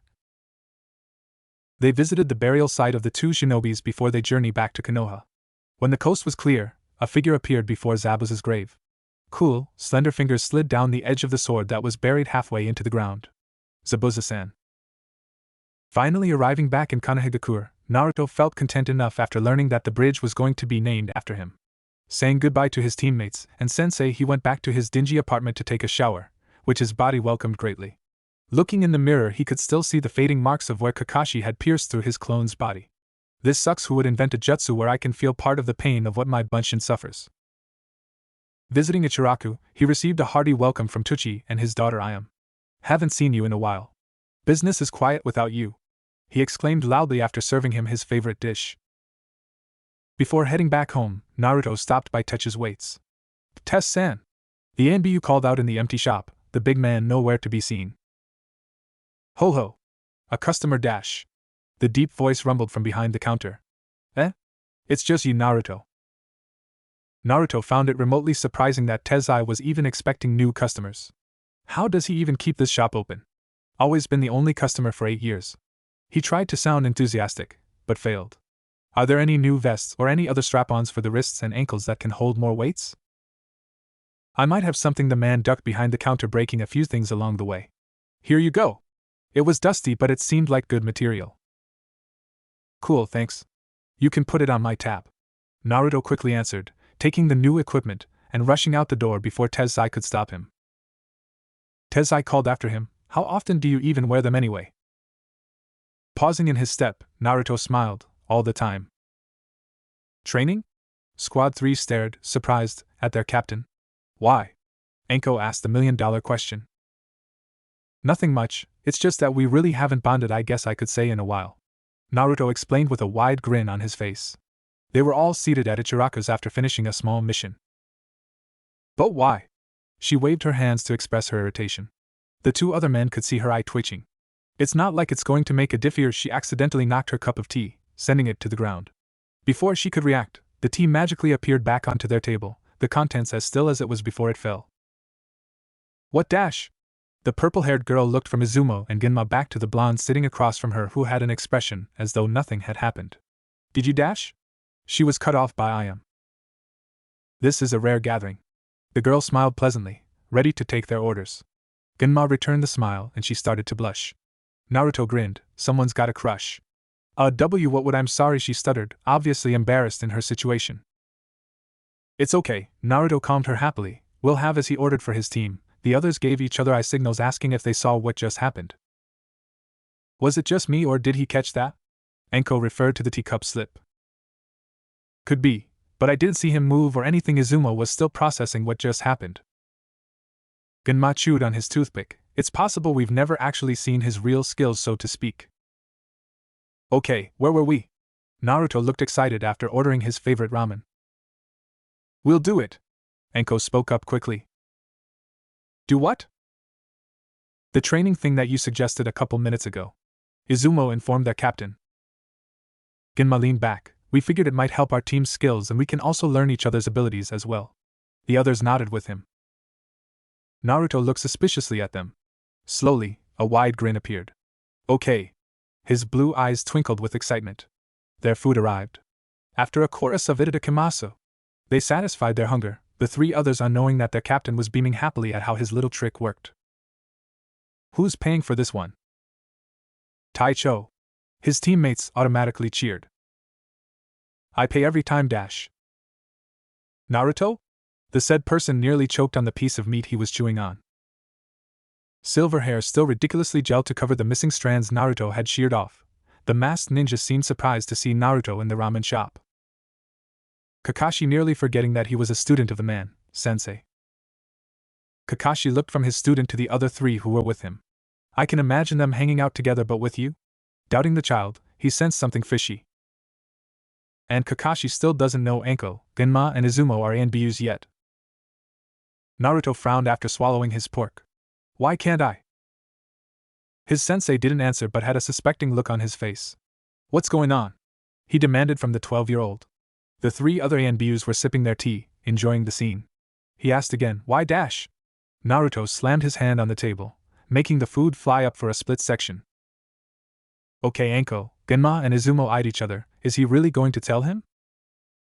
Well, he is his sensei, so it won't hurt to tell. Naruto motioned for the man to grab a chair and join them. Kakashi did so and felt more intrigued in what Naruto was about to tell him. Closer, Naruto looked around the shop to see if there were any eavesdroppers. Satisfied, Naruto whispered in a low voice, loud enough for the five of them to hear. This is a secret you can't tell anyone, okay, sensei? The man rolled his eyes but still nodded when he saw the serious look on the boy's face. His teammates were still sipping from their cups, watching closely. We are actually all Sandamines going to kill him, they all thought, in the DDR club. Shaking hands were holding the cups. The others were shocked at first but managed to suppress their laughter, knowing that the masked ninja won't believe him. There's no way. Oh, the ANBUs continued to watch, that makes sense. Anko began to choke while Izumo spat his tea out, Genma breaking the cup in his fist. No, it doesn't. About to interrupt, there was a loud HA, looking towards the Sharingan user. DDR club? He spasmed as the other customers were starting to wonder what was going on at their table. I can actually see you guys do it too. A hand clasped Naruto's shoulder. Genma with an annoyed face was attempting to strangle him when Kakashi stopped for a moment and asked, Who's the best out of all of you guys? He asked seriously. Naruto gave a devilish grin towards the man with the bandana. Of course, Genma. Taicho. The restaurant seemed to have gone quiet. Taicho? Kakashi's eyes narrowed, shooting curious looks at Naruto. Without dwelling too long on the problem, Naruto answered promptly. Right, sorry, Taicho forgot to call you that. What? The hand on his shoulder was trembling as it tightened its grip on him. Genma's a shy man, but he's the one who founded the club. Naruto interrupted with a matter-of-fact tone. There was a clatter and they discovered that it was Ayam who had dropped her tray. Slightly red in the face, she quickly turned around to try to cover her giggles. Genma grabbed his head. I'm done for. As the three remaining ANBUs sunk into the sea of despair, Naruto got up. Well then, putting down some money on the table, I'll take my leave. He squeezed out of his seat past Kakashi, who was near bursting out again. Pausing in his step, Naruto turned back to the table. So I'll tell you guys when and where the next meeting is, okay? He had a wide grin stretched on his face, making his eyes smaller. To an outsider, it seemed like a normal question, but Squad 3 knew what their captain really wanted to say. Make me pay all the time again. You'll never see the light again. Scary, the three thought, shivering. The winds picked up and Naruto lifted his head up to inhale the fresh air. Foreign smells accompanied the Konoha breezes. Mist, sound, rain, sand. He made his way to the Hokage's office. Heh? Naruto was sifting through folders while Sarutobi had given up on trying to stop him. The man massaged his temples. I said you have two choices. Two? It didn't seem like a question. There was a knock on the door. Without waiting for a reply, the door began to open. The Sandamine was about to tell the person to wait to let Naruto leave, but it was too late. Sandamine. Hatake Kakashi walked into the room. His eyes shifted next to Sandamine. You. Kakashi, the elderly man, got up from his chair as the silver-haired man aside from Sarutobi made his way across the room. I still have a score to settle with you, he said in a deadly voice. Sarutobi turned to see an ANBU instead of the blonde. And technically, there would be no suspicions if Kakashi sees Naruto in the Hokage's office, but I wanted the two guys to meet again. Back at you? The ANBU replied coolly. They should really work on their bad talk. The old man sighed with a sweat drop, worried for his office. But too bad, I have more important things to do. Naruto smiled beneath the mask. With that he disappeared. Kakashi still stared at the spot where the ANBU stood seconds ago. Good morning. They were far from the village to avoid any interruptions. The sun wasn't up yet, and the only person who seemed to be awake was their captain. Mumble mumble. The only day they didn't need to work is when Naruto chose to have their training day. Where the hell does he get the energy? The notification of their meeting was pretty extreme. Ginma, Anko, and Izumo were spending a pleasant evening individually, getting ready to sleep till a ball with Naruto's face on it flew through their windows and splattered against their walls. What seemed like blood began to drip down their walls, creating a message. Meet me at 4 a.m. sharp, tomorrow by the front gates, or else heh heh heh. And got it from Bleach, yeah. It took them hours to wash off the blood-colored message. Again, why do we have such a weird and creepy captain? Forgetting the fact that they chose him to be their Taicho. The last week was torture for them as people bombarded the ANBUs with questions about being in the DDR club while trying, desperately, to persuade them that they weren't affiliated with the association. What are we doing today, TT Taishu? Anko asked as she yawned. Let's go jogging, Naruto announced, clearly ignoring the woman. The two men groaned, thinking they would do something more exciting and challenging. The males were all wearing black sleeveless shirts showing off their tattoos, which Naruto usually hides with a jutsu with black cargo shorts that go slightly past their knees. Anko was wearing similar clothing with an added fishnet shirt over her tank top. But that's so boring, Anko exclaimed before she noticed she was left behind by her team. Hey! A couple minutes later. I thought we were jogging, Izumo mumbled. They were sprinting through the trees following the 12-year-old. Aren't we? The blonde looked confused. No, they replied in sync. He really needs to work on his choice of words. But after this lap we're going to start running. Naruto looked innocently back at them. Heh? You guys don't want to? Their captain began to pout. They didn't respond. Okay, how about we play a game? Game? This ANBU really is a kid. I learned about it from this foreign country. I think it's called tag. Are you kidding? They tried to concentrate on Naruto, who was explaining the game. I'm going to change a few rules though. Basically, someone becomes the target and the rest of us have to capture them, but since this is a fast-paced game, no jutsus or weapons dash, we will always be running. If I see that you're not, he started to laugh. Perhaps you don't remember what happened last week. Chills ran down their spines. But anyway, each target will have 10 minutes to escape from the rest of us. If they successfully do so, the people going after them will receive some extra training. If they weren't running at the same time, their bodies would have stiffened significantly, having just seen an evil glint flash in the boy's innocent blue eyes. Izumo. The anxious man immediately responded, Hi. Getting ready to start the clock on his watch, you get a 3-second head start. Nani? Beep Shermata. He disappeared quickly ahead of them. Genma. Hi. Why don't you direct us as to what to do? Genma looked at Naruto with a queer look. You don't think this is just a game, do you? The infamous whiskered smirk appeared. The man obliged with a smile and began to form a plan in his head. It took about 8 minutes to catch the one-sided man. And, of course, Naruto can catch him in like seconds, but since it's the other's plans, he should follow them accordingly. Okay, we'll have a 5-minute break. Naruto noticed they were starting to gasp for air. Next target will be Genma. Hi, they all took tiny sips of water, careful not to intake large amounts. After Genma had taken off, Naruto told Anko to develop a plan and lead them. In 9 minutes and 15 seconds, the toothpick-chewing obsessed man was caught. Che, so close, he stated, a bit peeved. They took a 10-minute break this time. Anko. Hi. She already knew what to do. Izumo was the one to lead the team and they effectively captured their target in 9 minutes and 32 seconds. Okay, next training. Naruto was walking off to the lake when he was interrupted. Aren't you going to play Taicho? Genma seemed to dare him. Naruto rubbed his chin in thought. Sure. The blonde took off his watch and tossed it to him. Genma began to set it. 3-second head start. Beep. Naruto smiled, there's no need. The three looked at each other, you can start now. They caught his afterimage, and was nowhere to be seen. Damn, he's fast. Naruto ran through the trees, taking in account of his surroundings. A foreign shadow lurked by as he took note of it. Oto. He sprang off a branch dodging his teammate, nearly got caught there. Heh. The Hebe and Bu leaped off again. 3 people were following him make that 4. Pant pant pant. Oh, too bad. Naruto crouched down in front of his team who were out of breath. Better luck next time. They were given an extra 5 minutes to try to catch him, but it was useless. Stretching his back while absorbing the morning sun, he didn't seem tired at all. Next training. He skipped off towards the lake. They somehow managed to drag themselves to the side of the lake. Naruto was nowhere to be seen. They could only hear the early birds and the waterfall some distance away. Something splashed out of the water and they saw a boulder roll towards them, stopping inches away. 2 more followed the first. Okay.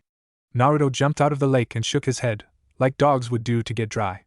Next, carry your rock and jump into the lake, walk underwater till you get to the foot of the falls and I'll explain the rest when we get there. His shirt was soaked but he still didn't bother to take it off. Feel free to take off anything except your undergarments. I guess the temperature is great in the lake.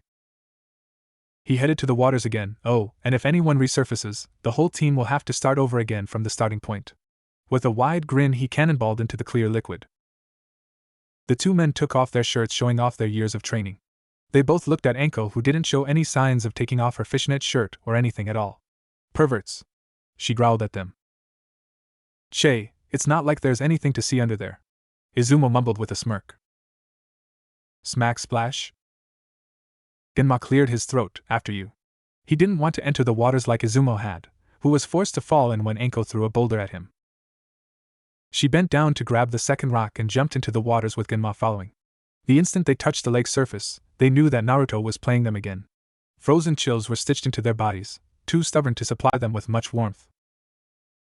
Naruto, who was waiting for them, waved them forward to follow him. Their progress was slow, and their captain only seemed to go faster every minute. There were times where one of them wanted to break the surface but they restrained since they didn't know how far along they were. How is he staying down without a chunk of rock like ours? Genma was numb all over and he was sure the others were too well, except Naruto. The lake was neither shallow nor deep but their ears were popping. That didn't stop the roaring sound of the waterfalls to echo in the waters. Naruto jabbed his arm upwards telling them to swim up. They did so and followed him to their space of fresh air. Greedily inhaling the morning air, they found that the water wasn't as cold as it was before. Wow! That felt great! Naruto splashed around as his comrades watched. Okay, next we're climbing up the falls. You mean walk up, right? Anko referred to the concept of walking on water by using chakra. The blonde shook his head, droplets of water spraying everywhere. Nope. He flexed his arms, just pure climbing. No jutsus or weapons.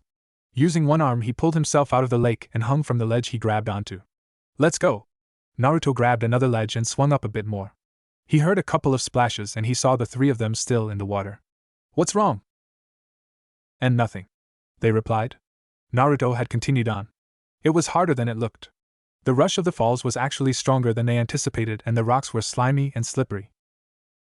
You guys are way behind. The spray of the mist was refreshing. Naruto was already near the halfway point. Damn! They scrambled to get onto a ledge that they can grip on. After a few tries they learned that using just one arm is practically impossible for them at the moment. Slowly, they began to make progress. Naruto climbed over the edge of the falls and waded towards land to wait for the others. He sensed someone approaching as he rubbed his upper left arm to hide his tattoo. Someone came out of the forest. Kakashi-sensei? The man seemed, once again, surprised to see Naruto. What are you doing here? The man regarded him. Why do I see you everywhere? The boy was clad in dripping wet black clothing. His feathery, blonde hair was drenched but still glistened in the sun. The boy's skin was actually more tan than he remembered. I imagined him to be a tad bit chubby. But I guess not. He abruptly coughed, hoping Naruto had not caught him checking him out. Are you training here? He looked over towards the falls. Hi! Naruto energetically replied. What about you, sensei? He asked, trying to act as polite as he could. The Jounin shrugged his shoulders, on a small mission. Checking his watch. I'll be taking my leave, don't want to be late. Heh? Naruto slouched over in disbelief, since when have you not been late?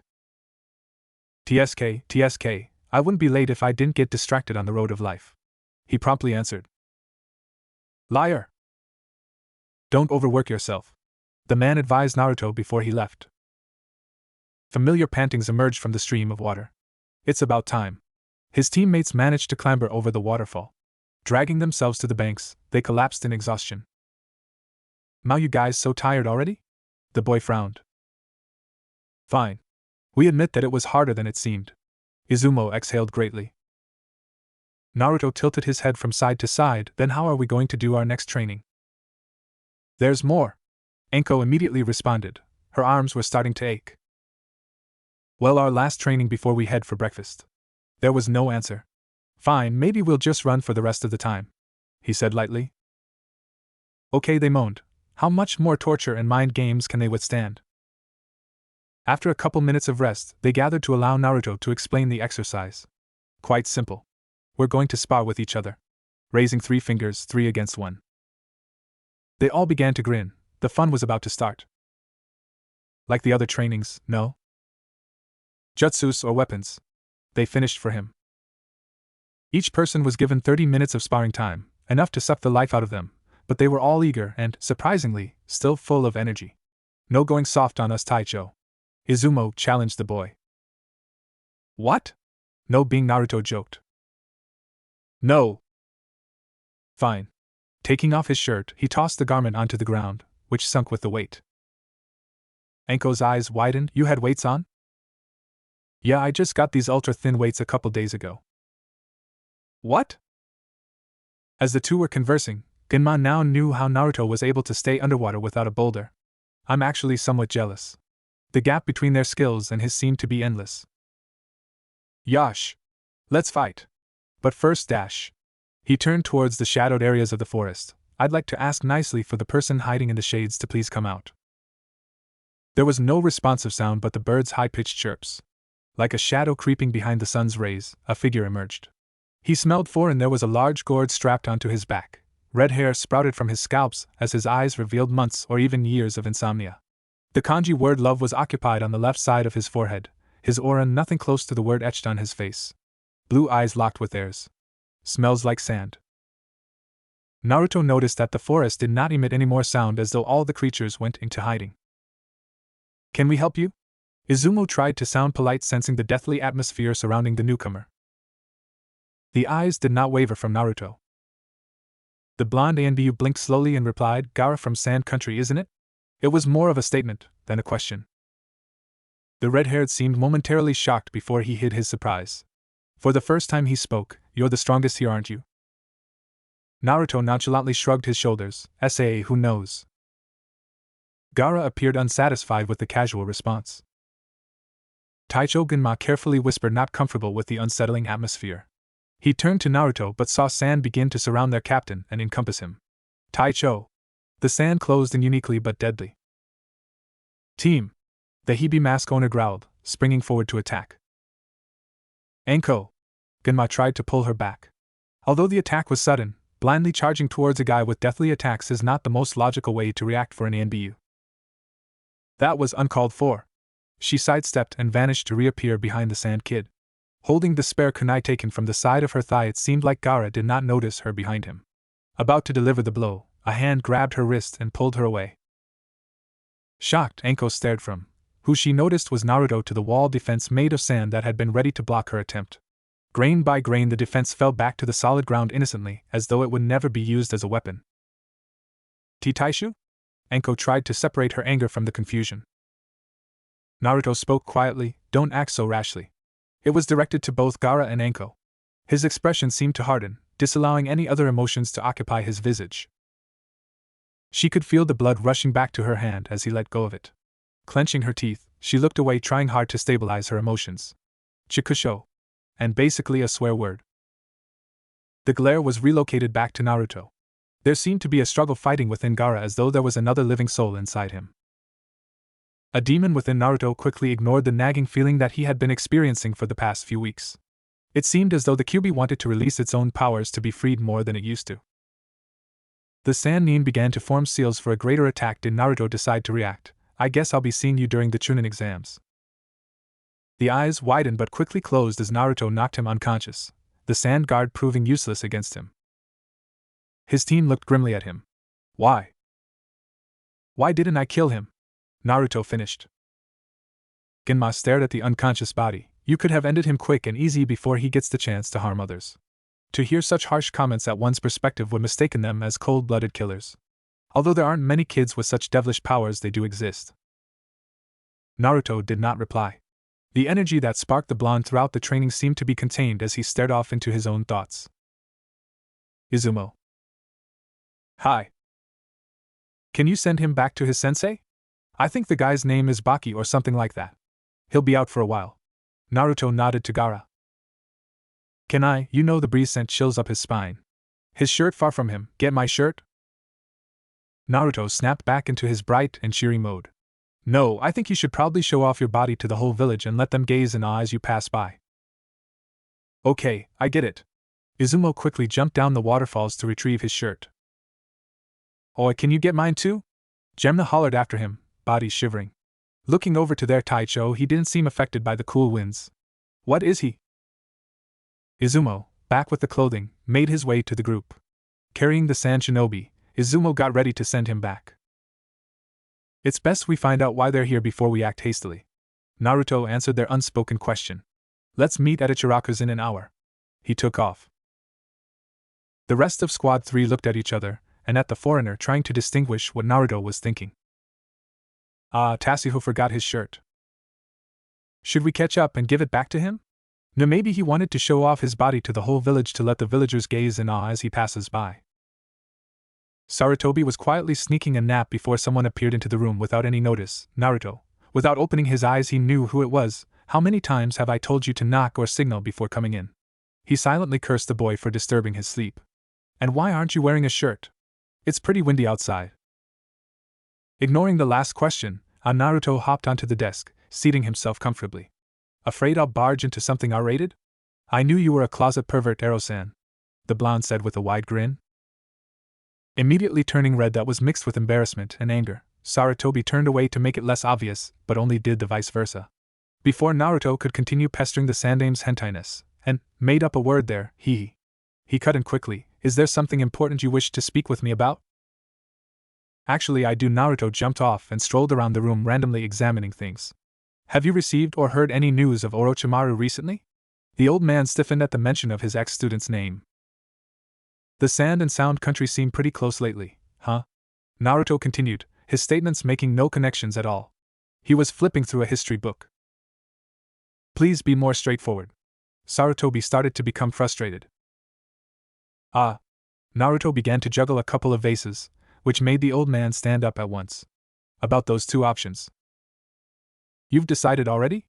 Sarutobi was about to get his precious antiques back before Naruto finally set them back down.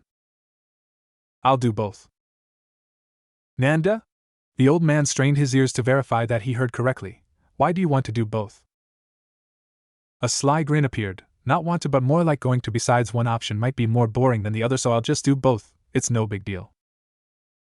WH? The blonde cut in. Oh, this conversation's over? The Hokage could only try to understand what he was talking about. Then I'll take my leave. Any Ero-san. Naruto. The boy was gone from the office. Ano Kuzo, what is he up to? The old man pondered near the window overlooking the village where shops and markets began to open with people beginning to occupy the streets.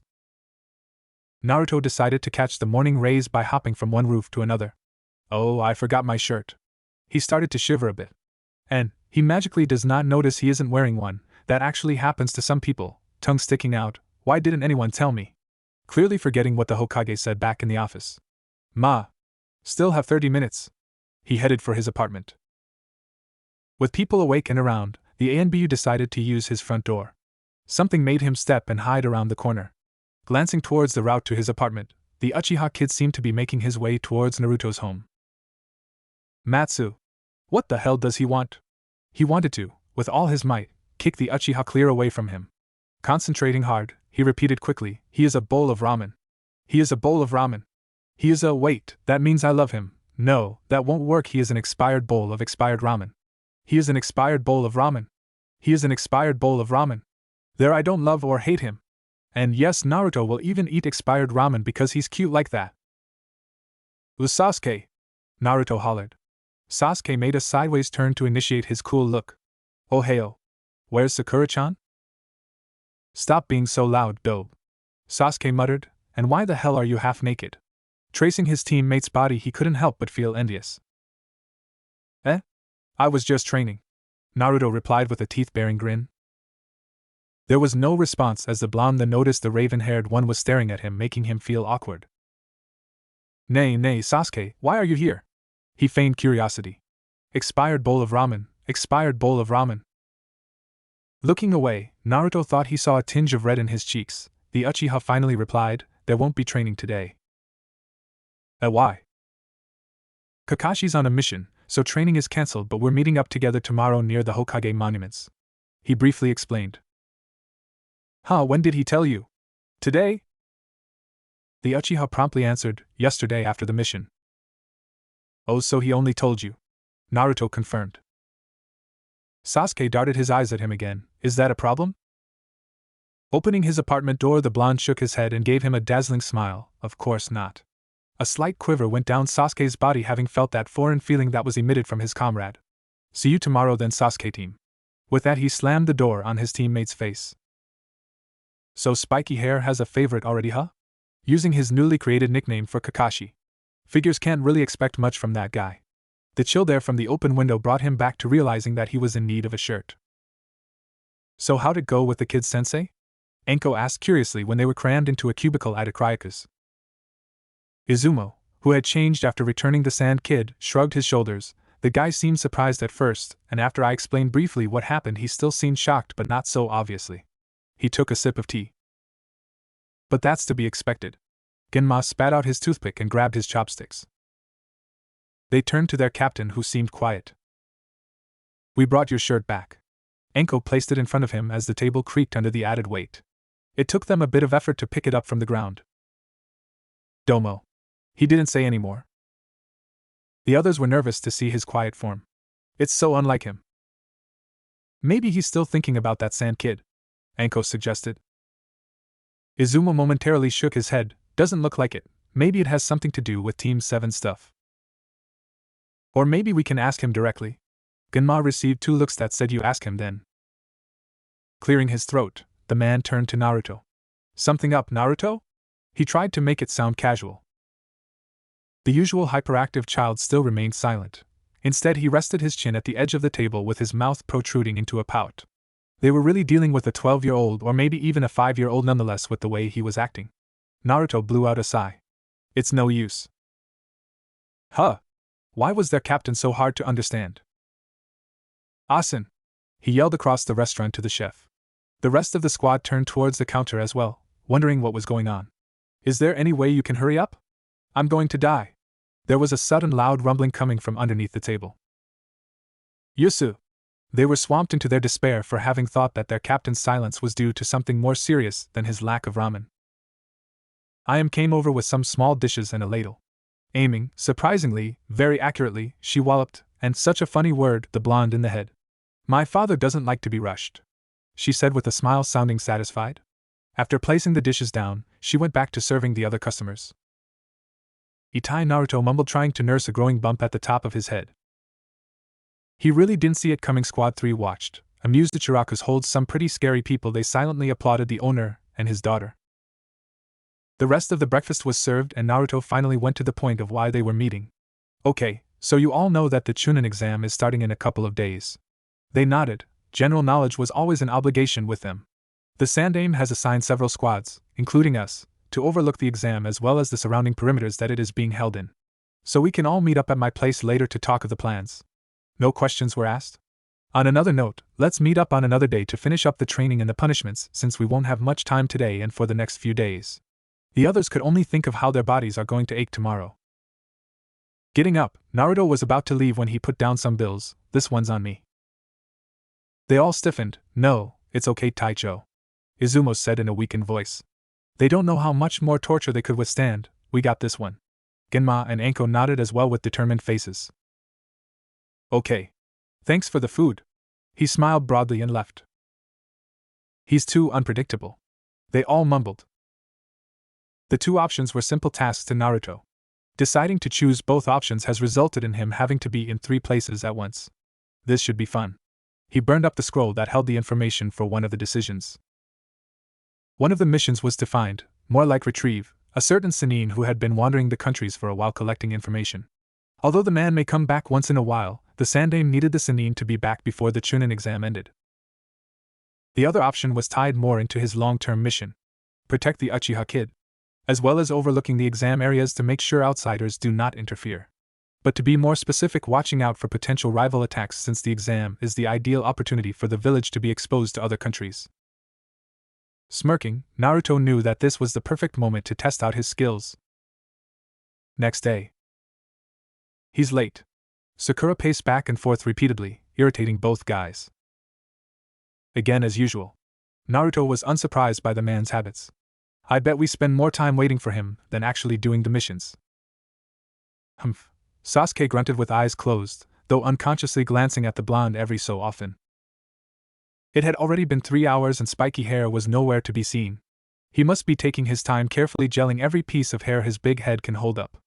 Naruto muttered, but to his dismay was heard by Kakashi. Do you have something against that?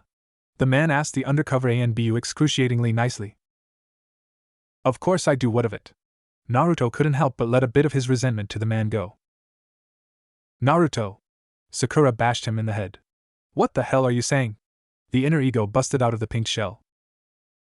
Kakashi and Naruto stared at each other. Blue eyes to dark eye. Naruto closed his eyes and imagined the man in front of him to be Naju. I was just joking. Haha.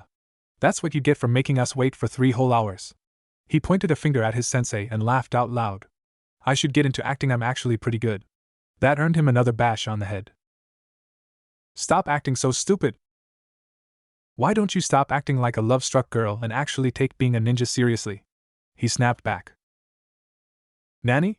Sakura was shocked to hear him say that. Usually, the boy in front of her would try to get back onto her good side instead of retorting back the way he just did. A hand firmly gripped his shoulder. Let go. Naruto backed away from the rest of the team and quickly whispered, I'll be back in a moment. He ran off. They didn't know how to respond. The change in his personality and mood was too sudden. Kakashi examined his hand. There was nothing wrong with it, but when he touched the boy, the feeling of the 9 tails seemed very